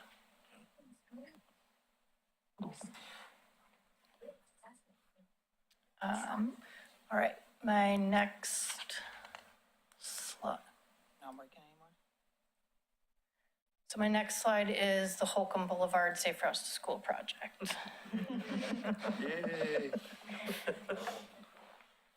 So we're getting close. We had early on some issues with Lumen and relocation of their facilities. We got through that, and then we found another area where we had a conflict with PGE, Comcast, and Northwest Natural. And so that's right now that delay where you're not seeing work occurring out there is we're waiting on those three utilities to relocate out of the way for the final components of the project. So right now, the contractor thinks they'll be done towards the end of June. I think our last update said mid-May. So with this delay, I think we're currently waiting on PGE to complete their relocation. Oh. Nick has a question. Nick? Yes. Hi, Dayna. The word, it's just crazy because is that a year late? The majority of the work was supposed to be done by November, so yes, about 6-7 months late. Okay. I thought it was supposed to be before school started. That's what we were told originally. So this picture on the left is the sidewalk up Holcomb School Road. That work was supposed to be done before school started, but that was essentially kind of the epicenter of the lumen pole that ran through there. Okay. The pole and the lines that ran through there. So we should be getting close. In this case, this project is very different than the Holmes Lane one. All of the delays on this project have been due to private utilities. So how do you escalate with them? I mean, this is crazy. I mean, and that's the word that's on the street. You know, people know that, but they're like, why can't we get PGE to do it? Yeah, and PGE was pretty quick once we found this set of issues. So typically in a project, we have to make choices on how much time and money do we invest in the beginning to check what's underground. How many holes do we go out and dig to see how deep and where exactly that gas line or that underground fiber line is. And so we've had a lot of discussions internally about there's probably more value than in doing that work up front than we had kind of assumed in the past. And so you may have seen kind of on Malala, the contractor out there, it leaves kind of circular holes. They kind of core out a section and down until they hit the whatever they're looking for, right? So that they know exactly where it is in the lane and how deep it is. So they know if they can run the water line over it or they need to relocate it. And so we refer to that as potholing. So we're out there purposefully digging down to see where exactly something is. On a transportation project, it's probably even more imperative that we do that. Knowing that like this new school speed zone that has a foundation, right? That school zone sign, the RRFB signs, those have foundations that go 6 or 8 feet deep to support that equipment. And so if we're not being super careful about where we're placing that adjacent to a storm line or a Northwest natural gas line, those things all start to delay the project. I think the other embarrassing thing is that Icon got their piece done. That section that's in front of the Sears development there, that's been done for a long time. And that's why people don't understand why they were able to achieve what they achieved and the city can't achieve the remainder of that section. Yeah. Disappointing. The other thing I was wondering about, because we have a neighborhood Facebook page, so people are posting things on it. And the good thing was that the information you shared is what was posted on Facebook, which was probably unusual. But I'm wondering, I don't know if every neighborhood has a Facebook page or, some way. I know we have email lists too. I'm wondering if it would be, if we could get updates, official updates that we could post on Facebook or send out to our email list, because otherwise it's purely rumors. Yeah, I'm open to ideas for that. So each of these construction projects that the city has a web page where we post updates. I don't know if people actually go to them or not, or if all of the people accessing them are city staff checking, making sure the pages are updated and updating the pages. I know the Holcomb one, we were posting updates about every 1 to 2 weeks on the status. Another great news outlet resource is the E-Trail News that gets sent out every month with updates from Parks and Recreation Department, Public Works, a variety of all the different departments, the library, everyone. That's where a lot of those, you can get those links to those project updates and little blurbs of, hey, here's the update for this month on this particular project. I mean, the thing is that like with the Park Place page, that's where, once it's out there, then it spreads throughout the community. On our Not Facebook, not everybody's on Facebook, obviously, but there's enough people on Facebook that they spread the word.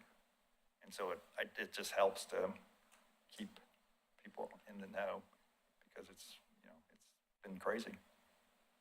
I find if you put a hyperlink to the project page on Facebook, that'll solve your problem.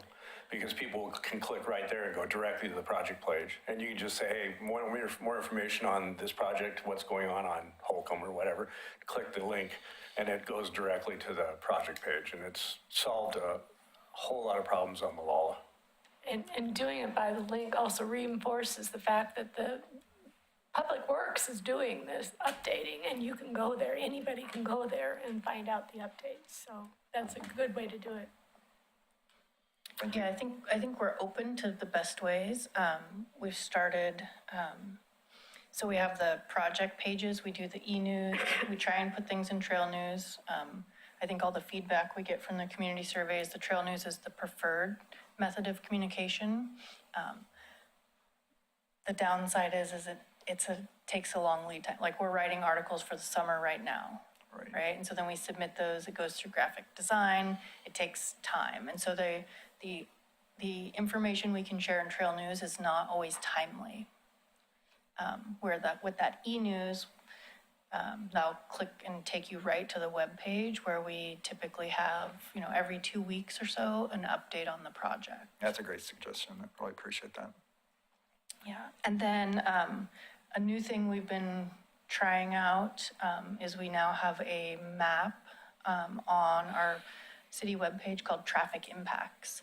And so it pulls every traffic impact from every capital project into one visual map. And it'll show you flaggers on Malala, construction on Holmes, construction on Holcomb, and it'll tell you if for that upcoming week, if we anticipate lane closures or flagging or no work. So we're trying that out and seeing how that goes. And then I think what we're still trying to feel out is how often do we post the link to that on social media. We don't want to overdo it, but we also want to make sure folks know it's out there. Bob?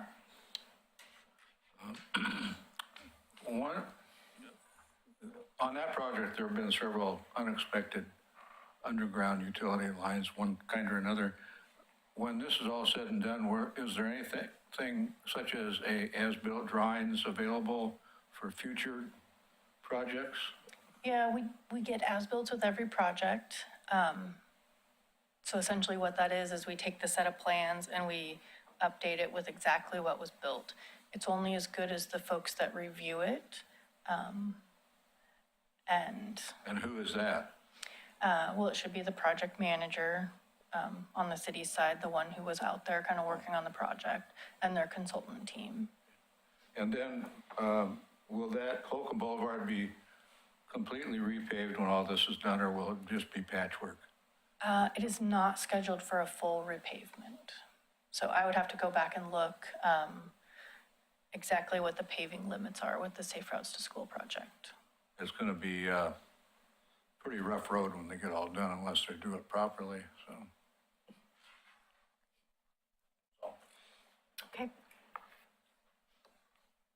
And so this is just a quick screenshot. So up in the right-hand corner, I think is what the app looks like if you don't have the MyOC app. And then essentially what you can do is you can submit any kind of concern, complaint, code enforcement, parking, abandoned vehicle, anything. So if you don't already have it, it's a great way to communicate.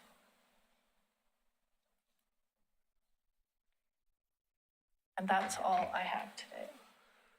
That was a lot. Tim? I have a question, couple actually. You mentioned the paving and the sweeper, has the camera that checks that. On streets that aren't swept as often, for instance, Malala, I've noticed Malala between, say, Harrison all the way up to Pearl and beyond, we're getting some ruts. And they've been out and they've patched some of the holes, but the ruts are getting bad. And does that get fixed when you get the overlay, or can they fix that in between? Ideally, we want to do a fix of Malala all the way. Where that becomes difficult is every single ADA ramp that doesn't meet current ADA code has to be rebuilt. And those cost A lot. $10,000 to $15,000 a corner. So $40,000 to $60,000 for a four-way intersection. And so then as we start looking at the corridor and we look at the number of ramps, then all of a sudden the paving gets really expensive. I would have to go back and look at what the plan is for Malala. I know we were looking at doing it. We had applied for a grant that would have addressed some of the ADA accessibility in the corridor, both from a curb ramp, pedestrian push button, and access to transit component. And had we gotten that grant, that would have set us up much better for being able to afford the paving that goes with it. Well, I'm So- just noticing people are avoiding the ruts by moving over, and they're getting closer to each other, and it just seems to me it's a safety issue and something to think about. My second question is intersection visibility. Do you only go out and do surveys when people request it? What I'm speaking about is 5th Street from, say, Jackson all the way down to Washington. People are parking, and the difficulty is we don't have garages there, so people park on the street. But there's so many cars that you really have to pull out almost into the intersection, almost beyond the car to see anybody coming down the hill, because it's 25 miles an hour that no one does. And I've seen many accidents there, or very close to being accidents. And so I'm wondering if a survey can be done to find out if we have to move, spacing back or something. And I know it's my neighborhood, so I know people won't be happy, but it's causing a big problem. And every day I get complaints from it. People are saying, this is a big problem, people coming down. And if everybody was doing 25 miles an hour, it'd be fine. But that's just doesn't happen.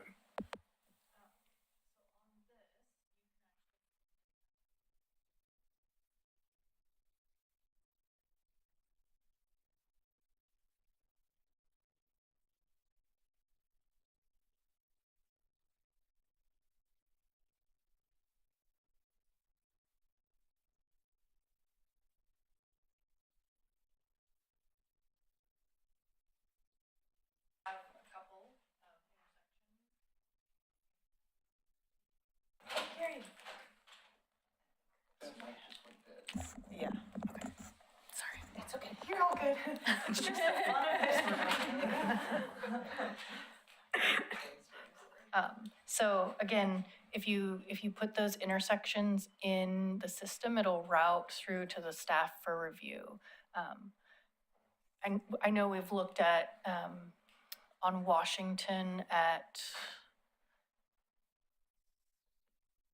9th, maybe, we had someone come in and request a marked crosswalk at that intersection. And so when it comes through there, then we'll assign it to staff. We'll take a detailed look at it and look through it. Like you said, every time we lose a parking spot, it becomes, pushing someone onto a different street to park. Well, right, especially with the state mandates of, development with no parking, it's going to be horrible. But I mean, we gotta weigh that too, because safety is an issue, and we're a very walkable neighborhood, and people have to literally step out in front of the car to be seen, and people, and you don't want crosswalks at every corner, but it's getting to that point. It's really frustrating. But thank you for that. I will send that in.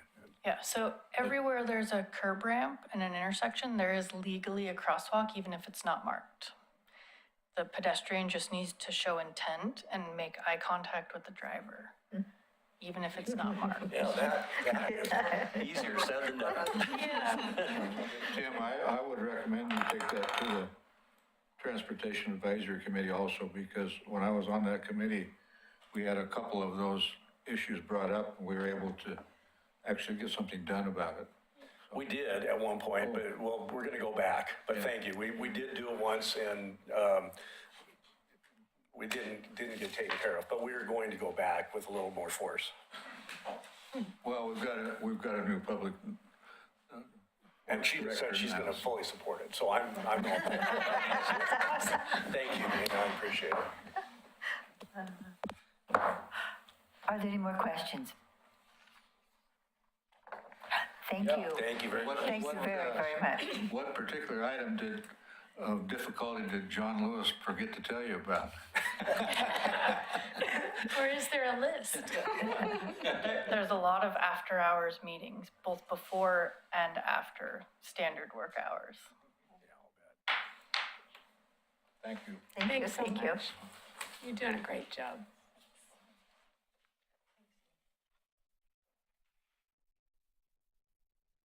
Are there any public comments? Nope, okay. Approval of the minutes. We've all had time to read the minutes from both February and March. Were there any changes or adjustments? I move that we approve the minutes for Both months? February and March. Second. All in favor? Aye. Opposed? Minutes are approved. Staff liaison updates. Oh, I would like to say that you're, okay, go ahead. Go ahead. If you have something to say. I just think that Spring Fling was great. I thought that was well attended, well done. I think our Kanema, our CIC table, we need to give more fluff. We have to have something to give away, something to think about before we get to the National Night Out. But I just thought that was a great event. So, No, good. kudos. You did a great job. Thank you. Yeah, we had a really good, I really appreciated having the online form submission this year. That way we reached out to a little wider audience for organizations rather just than the internal organizations that the city's already aware of. So yeah, we got a really great, all of the vendors showed up too, which is always awesome. Yeah, so with that, I will dive into all other staff liaison updates. Trail News, e-Trail News was sent out to subscribers on March 25th. April and May Neighborhood Association meeting schedules were sent out, along with a notification about Gaffney Lane's Neighborhood Association's emergency preparedness workshop. Yeah, you're very welcome. The next deadline for Trail News is on April 14th. So that's this next Monday. Some updates about the neighborhood association schedules in general is tomorrow, Hazel Grove and Westling Farm will be having their first reactivation meeting, which is very exciting. That's going to happen at 7 p.m. in the Community Development Community Room, over across from the Libkey building. So that's exciting. And South End Neighborhood Association has also confirmed that they will have their first neighborhood association meeting on May 29th, which is a Thursday evening, and it'll be in that same community development community room. So I'm really excited to see that a variety of different neighborhood associations are utilizing that space, because that's what it was created for. If you have any corrections to the Exhibit A, which is the information that I submit for Trail News, if there's any updates that you specifically want to make, the one suggestion that I would have is if you want to specifically highlight your ice cream socials that you have. Last year, we did little blurps, I believe for Elyville Neighborhood Association and maybe one or the other neighborhood associations, just to kind of highlight that as a special event. More than welcome to be able to submit a little blurb about that. and maybe identify, because I know sometimes those happen on the weekend versus your regular weekday meetings. So if you want information about that within the trail news, make sure to get that to me before Monday or by Monday at the latest. Before 5 p.m. preferably, so I can submit all of that information. The sooner you get it into me, the better. I sent all of the neighborhood associations individualized emails talking about the QR codes. So it just kind of happened by chance that I realized this was not done before this was published or when it was initially published, but somewhere along the way when the spring trail news was published to now, the QR codes are no longer active. There's a situation where the QR codes were initially generated through Bitly, and those both to the neighborhood association web pages through the city's website, and then also the email subscriber list that people can sign up to be able to receive those email updates. One of those links in particular, the main issue, the most simplified way that I can put this, is that there's a lot of redirects that are happening, and so Bitly has blocked it as an abusive link that might have malintent. I've put it in a request through them to make sure that we can have those QR codes and those web links reactivated, make sure that they're working. Again, this was nothing that they notified us about, which is interesting. But I've generated new QR codes that we will use moving forward, and Jared and I have created a solution where we're hoping that we can avoid having those redirect issues in the future.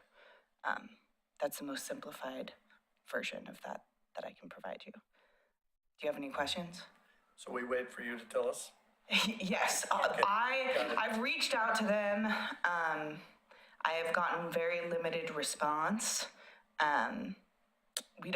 The city doesn't pay for a subscription through Bitly, so I think their motivation to be able to aid us in this problem. But moving forward, all of the links have been updated on the website. All of the QR codes will be updated in the spring or in the summer 2025 trail news. But I wanted to just make sure that all of you have access to those. If you ever are confused about whether you have the right QR code, just reach out to me and I can make sure that you have the right one for the email subscription list and for the neighborhood association website. Okay, that, I think mostly everything is the same. I wanted to make sure to update you about Hazel Grove Neighborhood Association, South End Neighborhood Association. The last bit that I will say is that I sent all of you out an email today about the planning division that received a application for a legislative land use decision regarding the adoption of the Parks Master Plan. If that's something that you're interested in providing a written comment on, it'll first go before the Planning Commission on April 28th. But if you want that written public comment within the staff report, which I think is really useful, then you need to make sure to email Christina Robertson Gardner no later than April 18th. That way it gets published within that agenda packet. So that's a question that I've had, and because every neighborhood, if we have a land use, it comes to each individual neighborhood, and we have Right. a land use.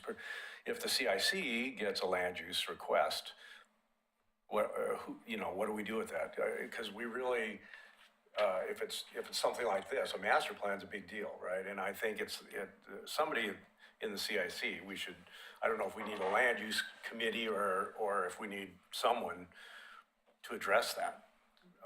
Because the CIC, unless you don't want to as a CIC, there used to be some areas that were not covered by neighborhood associations, and if there was a land use happening in that space, nobody ever responded, so the citizens didn't respond on that, and that concerned me. I think this is the first case that's coming, it's not, like, the neighborhoods aren't active. We get their information and they come up. But the master plan for the parks, that seems like that should be going to someone. Well, I agree with that to I mean, you know, that to should some be- degree, but if every neighborhood association addresses it, well, then the CIC probably has, right? But if they don't, if there are neighborhood associations that, like Hillendale or not Hillendale, Tower Vista or something like that, that don't have an organization yet that can address that, there's no comment coming from them, and there may be parks in their area that they want to respond to, and so I think it's up to the CIC, I think, 'cause, you know, it makes sense. I will let you know for the neighborhood associations that are inactive and their land use applications that come in within their neighborhood. I send out email notifications to the email subscribers, and again, that's the outreach that the city internally has the ability to do, again, because I don't have a chair or I don't have a representative to be able to forward that information on. If I have a contact for somebody who has reached out about reactivating the neighborhood, or wanting to get involved in the neighborhood, I make sure that they get that information. But you're right, there isn't, for the inactive neighborhood associations, there isn't, a process aside from sending it out to those email subscribers for them to be able to be notified. The CIC used to have a land use committee, which would take care of that sort of thing. We did a long time ago. Do you think it'd be worth it to start that committee again? There must have been a long, long time ago, because I've never been aware of anything of that at all. It's probably been 8 years or, I've been here longer than 8 years, yeah. oh, well I've then, never- I'm having yeah. so much fun, you know, time. I know, just time goes flying. fly. Yeah, time flies. Yeah, But, I I am mean, just completely unaware of ever having anything like that. As long as we've been at CSC. Well, is anybody interested in having that? I think we should be doing it. Get everybody together. Does that mean you want to be on the committee? Why don't we all be on the, aren't we all on it? Why couldn't we make it a discussion item Okay. at a meeting? Good, Yes. that's a good Okay. idea. As opposed to try and get a committee, because there we have, Right. you know, Bob's on planning commission, you know, and I'm on HRB, so we can't really do it a lot of times. If it affects us, we have to step away from that. But if it's something to do with a neighborhood that's not active, then I think we should have some say and some input into that and be able to respond. And we could have that, go over that instead of rather than having a presentation for 20 minutes or whatever. Okay? Well, We yeah, could do that, yeah. whatever. So Hannah, would you put that on the agenda? Absolutely. The thing that I do want to point out, which Carla and Bob are already well aware of, is if the CIC is taking on, because my understanding too is that the CIC had steered away from land use decision-making. Not saying that that can't change, that was just the context that was given to me as I entered in this position. I will absolutely add it to the agenda. The only concern that I'll bring up is that there are planning commissioners on the CIC as well. I asked that question directly to the city attorney, Yes, and she said that as long as we can take part in any kind of discussions we wish to, in any kind of meetings we wish to, as long as we bring it up and announce it during a planning commission meeting for that subject as ex parte contact, we're fine. I asked, and the city attorney told us that. And So you can be we're, questioned at that point. You know, if somebody has a question and says, well, what did they talk about? Then you have to say what happened. I mean, that's ex parte conduct. yeah, right. So we're okay as far as that goes. Here's the other thing as well, is a lot of things going against the neighborhood associations and a lot of things that going against the CIC is not going to go against the planning commission. They're going to directly go to the city commission if they're appealed. So not always, but typically that's the case. but I would be happy to add that to the agenda Okay. for next month's meeting under general business. I just had a comment about this topic. Did I turn this on? You are on. Okay. Because I thought CIC was, part of its role was to do land use. I mean, I don't know if it's in the bylaws or not, but that's what my understanding was. And I'm curious, where do the developers that have a land use issue, or not an issue, but they have a land use proposal. I thought they were required to take it to the neighborhood association. What do they do? They are. What do they do? And if they're not active, They come to the CIC. Yeah. Yeah, so that's That's already happening. Yes. That is, Yeah. yes. Yeah. Yeah, we have several times. Okay, I thought I misunderstood. Oh, so we're just speaking now of the ones that are citywide or whatever, Citywide and, parks. yeah, so not all, if there is a construction company, a development company who has a development land use application that they're wanting to put in for an inactive neighborhood association, part of that application, they have to do some type of community outreach. If the neighborhood association is inactive, they present to the Citizen Involvement Committee. Okay. But in regard to, at that point in time, they haven't turned in their application. That's a part of making sure that they adhere to the regulations to submit that application. Okay. Once that application is put in, that's when the city staff review it. There's time for public comments either at the city level, sometimes it goes up to the planning commission. Occasionally, it might ensue to be able to go to the city commission level.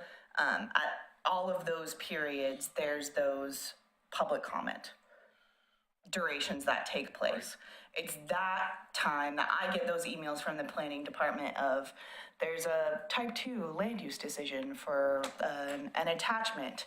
That information I forward on to the neighborhood associations. If those neighborhood associations aren't active, I send that email out to all of the subscribers. That way they know, hey, there's this time period for you to be able to provide your public comment on this specific land use application.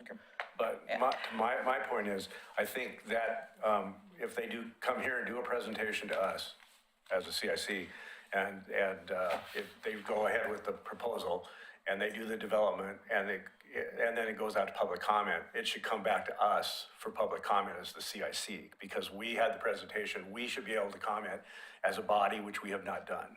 Right? Yes, yeah. And so I think that's where I'm saying, I think we need to be involved in coming up with a response and be able to respond as the CIC back towards that application. And many times we have gotten these presentations of projects they're going to be doing. So they will come in and they will give the presentation to us before they go to the city commission or so we have those many times. Yeah. It's always interesting though, because a lot of the time when those developers, before they put in that application, they're doing that community engagement. As you guys all have experienced, they have limited information about a lot of the specific questions that you have, because that's before their application has been put in, before it's been accepted, before any of that. So I think they're, it's not like the Citizen Involvement Committee they're doing that community outreach to kind of notify the public that, hey, this project is happening, not particularly seeking feedback, to a certain extent, but they only have They haven't limited done the details. traffic studies, they just haven't done a lot of the information, yeah. Anyways, but I will be sure to add that to the agenda for discussion. Are there any questions? Do you have any other questions, Dave? No. About the budget update that was provided?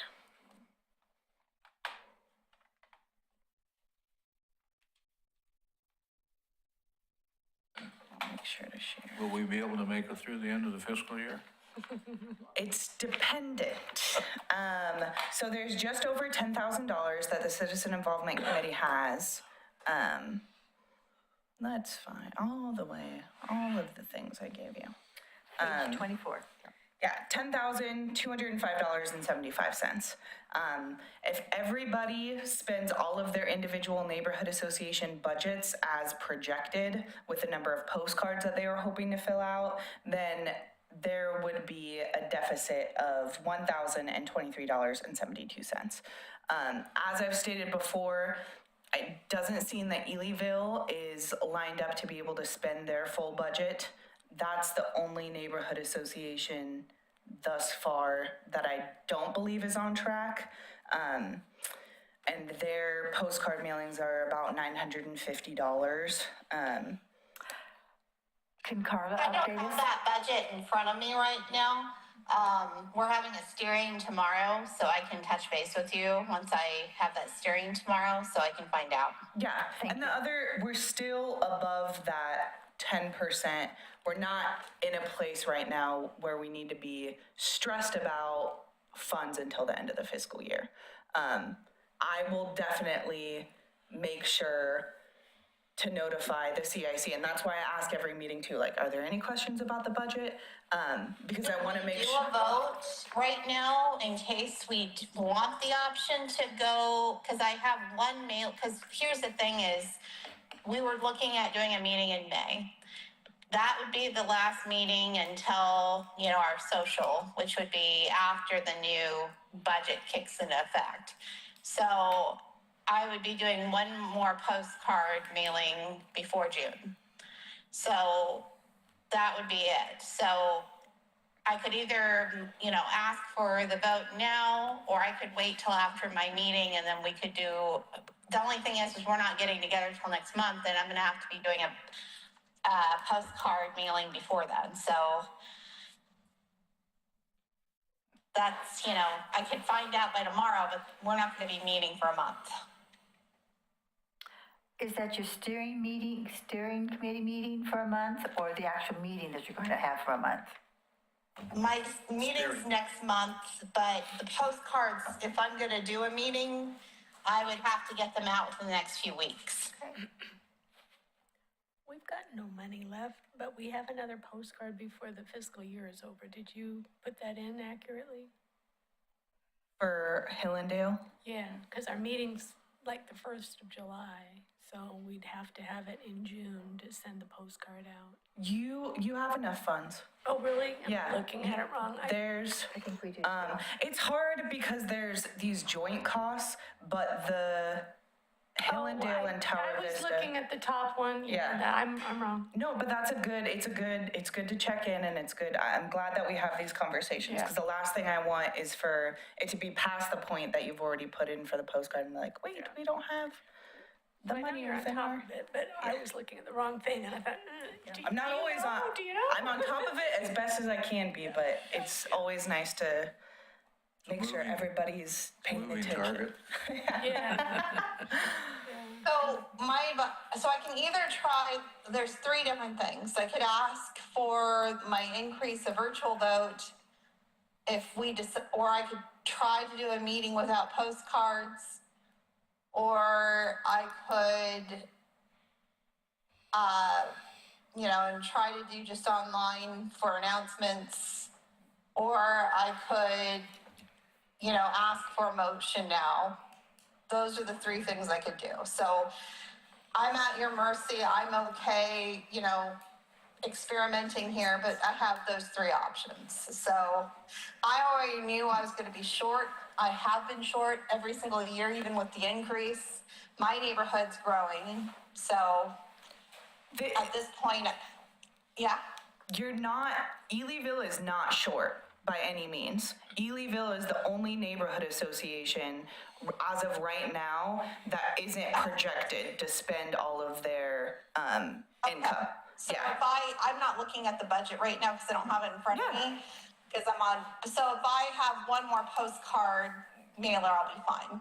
Yes, Elyville Neighborhood Association had budgeted for 6 postcards within the fiscal year. And as of today's date, there's been 3 postcards that have been sent out. So. Okay, good. Yeah. So I'm on budget for just one more, so I'm good. Thank you. So, especially based off of what Carla has just said, I don't think that the neighborhood associations or the CIC in general need to be concerned about going over budget, because there's going to be remaining funds from Elyville to help cover the costs across the board for the neighborhood associations. Yay. Yay, good. And then once, and once it gets closer, once we're getting into that nitty-gritty portion of the budget, we can put it towards a formal vote like you all have done in the past of allocating Ely-Ville's excess funds can be allocated across. But we don't have to worry about that right now. Okay. Any more questions about the budget? No, thank you. Okay. Roundtable? Dan, would you like to go first? Sure. We got some new people coming in charge. Dan, can you turn your microphone on? Sorry. Thank you. Oh, okay.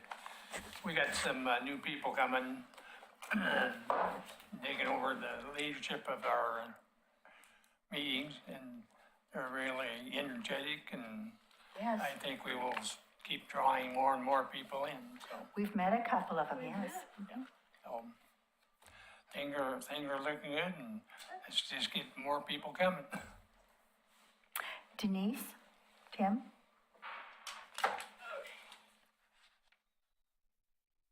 We just had a steering committee meeting, was that last week? Yeah, so we have some things coming up. We're gonna be doing a 7th Street cleanup, probably May 17th. We have a sign on Singer Hill on the end of, the bottom of 7th Street. That's a McLaughlin neighborhood sign that we're gonna be cleaning up in June. Painting and fixing. We're gonna be doing snow cones at concerts in the park. We've put together a neighborhood survey to see if we can drum up some more business. And we are hoping to do the neighborhood garage sale in August, and that will depend on if we get funding. Well, we are going to take over the McLaughlin neighborhood garage sales that have been going on for 27 years. And we felt it was important that we participate in that, so we are taking it over as a group. And we will make a Metro Enhancement grant request, or whatever they call it nowadays. And if we don't have it, then we'll go to Plan B. But that's kind of our goal, is to get funding to make signs and things like that. It's going to be kind of a one-off, but we intend to carry it on and get it all set up. They'll be able to just carry it on year after year. It's always the same second weekend in August. We will all be sending you a notification to put in the trail news, kind of a save the date kind of thing, so we'll do that. So it's a lot of work. Terry Stewart, who did it originally, did a wonderful job with it, and it brings in thousands and thousands of people into the neighborhood. It's just unbelievable how many people we get coming through there. So we want to carry it on. So that's kind of our commitment. She started that as a real estate marketing plan. It was, yeah, absolutely, and she did well with it. She did well. Does that happen in conjunction with Porch Fest? Yes. It did, yeah, actually Porch Fest did it in conjunction with the neighborhood association, because we had so many people in the neighborhood, they wanted to have, kind of linger longer, so they decided to have the concerts. And so it's an all-day event, it's a 3-day event, and it's all day and into the evening. And the restaurants bring in extra help, all the neighborhood restaurants, the downtown restaurants bring in extra help. We get so many people in the neighborhood. Wow. It's pretty amazing thing. So, anything else? Okay. Dennis? We're gonna have a neighborhood association meeting on the 17th. The other thing I want to throw out is the annual cemetery cleanup will be May 10th this year. And we're trying to, with Hannah's help, we sort of trying to broaden the scope and reach out to a lot more people, even outside the area. We get so many people who want to come in to see their loved ones or people who are related to them, and just to take a walk in the park, I guess, and be a part of the cemetery. Anyway, so the 10th of May will be the annual cleanup made up with the volunteers from the neighborhood, but it extends out into the whole community, and everybody is welcome. There's many leaves to pick up and branches and whatever, and if you got an hour on that Saturday, that'd be great, and most welcome. I have a question for you regarding that. I sent out a blurb about the Gaffney Lane Emergency Preparedness Workshop in the E-Trail News. The next E-Trail News will go at the end of this month. Is that something the Kenema Yes. cleanup? Yes, Okay. I was gonna, yeah. Yeah, I would be Please. happy to do that. Yep. Thank you. Yep. I just didn't know how much you wanted to advertise. Oh, no, I wanna Yeah. get it out there. Awesome. I'm disappointed that Adam's not here tonight, but I hope the city commissioners and people who listen to this pay attention. We have a homeless camp in the Kenema area that the police have been aware of.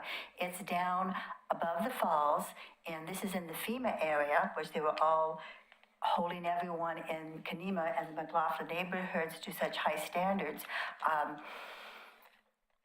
It's appalling. They're cutting down trees. They're dumping their trash, all kinds of trash, into the Willamette River. I haven't gone down with cookies and to introduce myself. I'm afraid to go down there. But there's a huge path. They've gone there. They've dumped grocery carts up and down, so they're stealing from the cities. They're actually on private property. The police have been called a couple of times, and it's just still there. And everyone calls, and people get very irate. You're paying $9,000 a year in property taxes, and this is what we get, you know? So anyway, I hope everyone, commissioners, hear this and do something. Thank you. Okay. I will just say for the record, Commissioner Marl did reach out to me. He is in Salem for the evening. I know he's busy. Yeah. And Scott Wilson also was hoping to come this evening, but he works at the hospital and couldn't get off in time. So they've both communicated to me and apologized for not being here Okay, this evening. listen, do something, okay? Sarah, I'm up. Josh. Okay. What? I don't know if Josh is still out there. Anyway, I'll talk. We had our community meeting last Tuesday. And by golly, we packed that room. I heard that it was amazing. a greatly attended meeting. Counting just the neighbors that showed up that weren't part of any presentation, there were, I think, 24. There were some that I didn't get signed in because they kind of came in late and stuff, but I took a picture for you. I don't know if we can show it because nobody assigned permissions or anything. I'm avoiding putting any face shots in just because Yeah.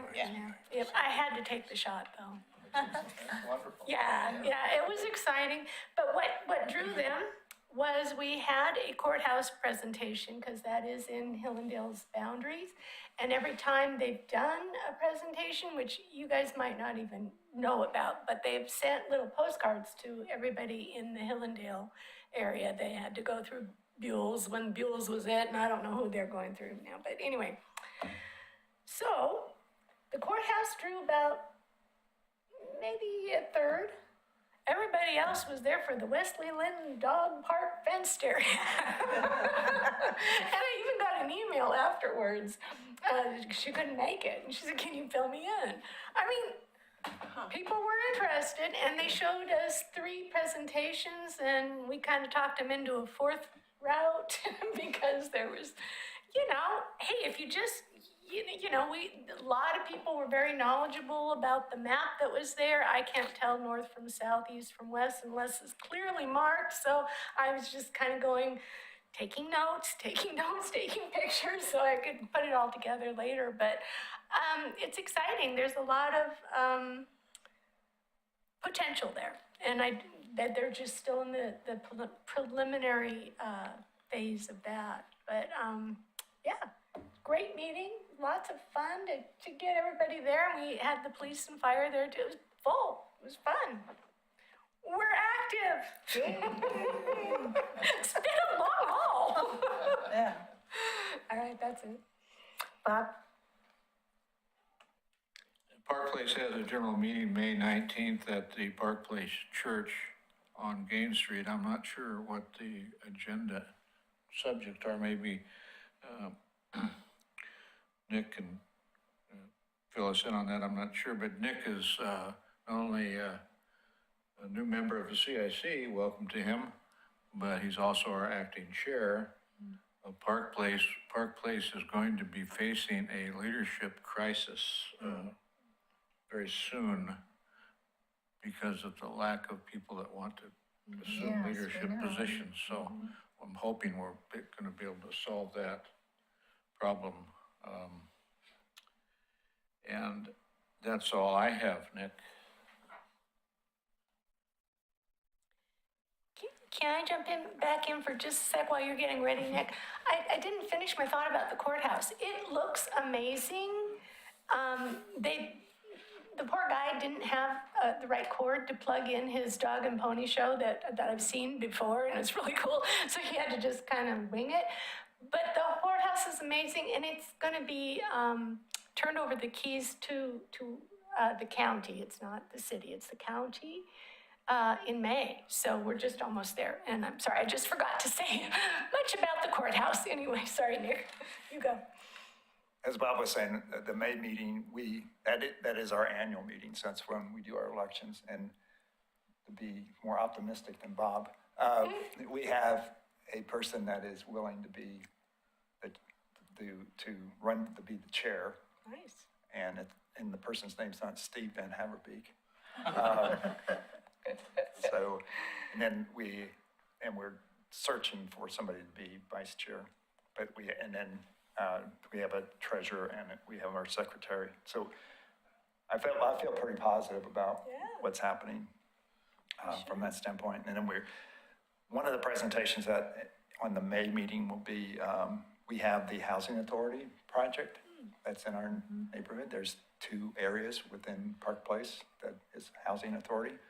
And they're getting ready to do a new project, but it's uncertain now with everything going on at the federal level because it's monies that come from the feds.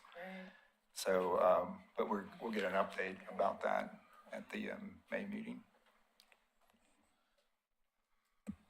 Dwayne?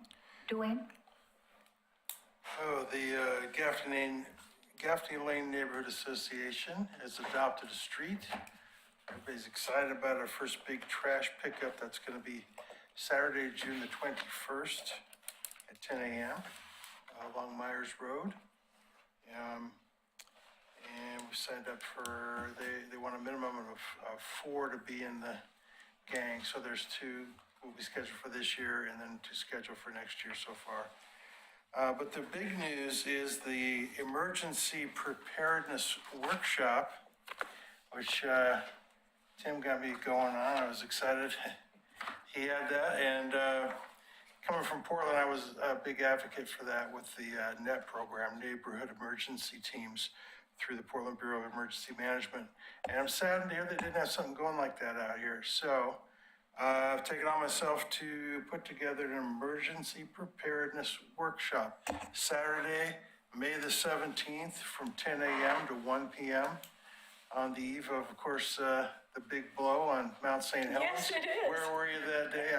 I remember I was mowing lawns, but that's a different story. But it's going to be a great event. I've got sponsorship from Voodoo Donuts and also from Starbucks Coffee, the ones located at Fred Meyer.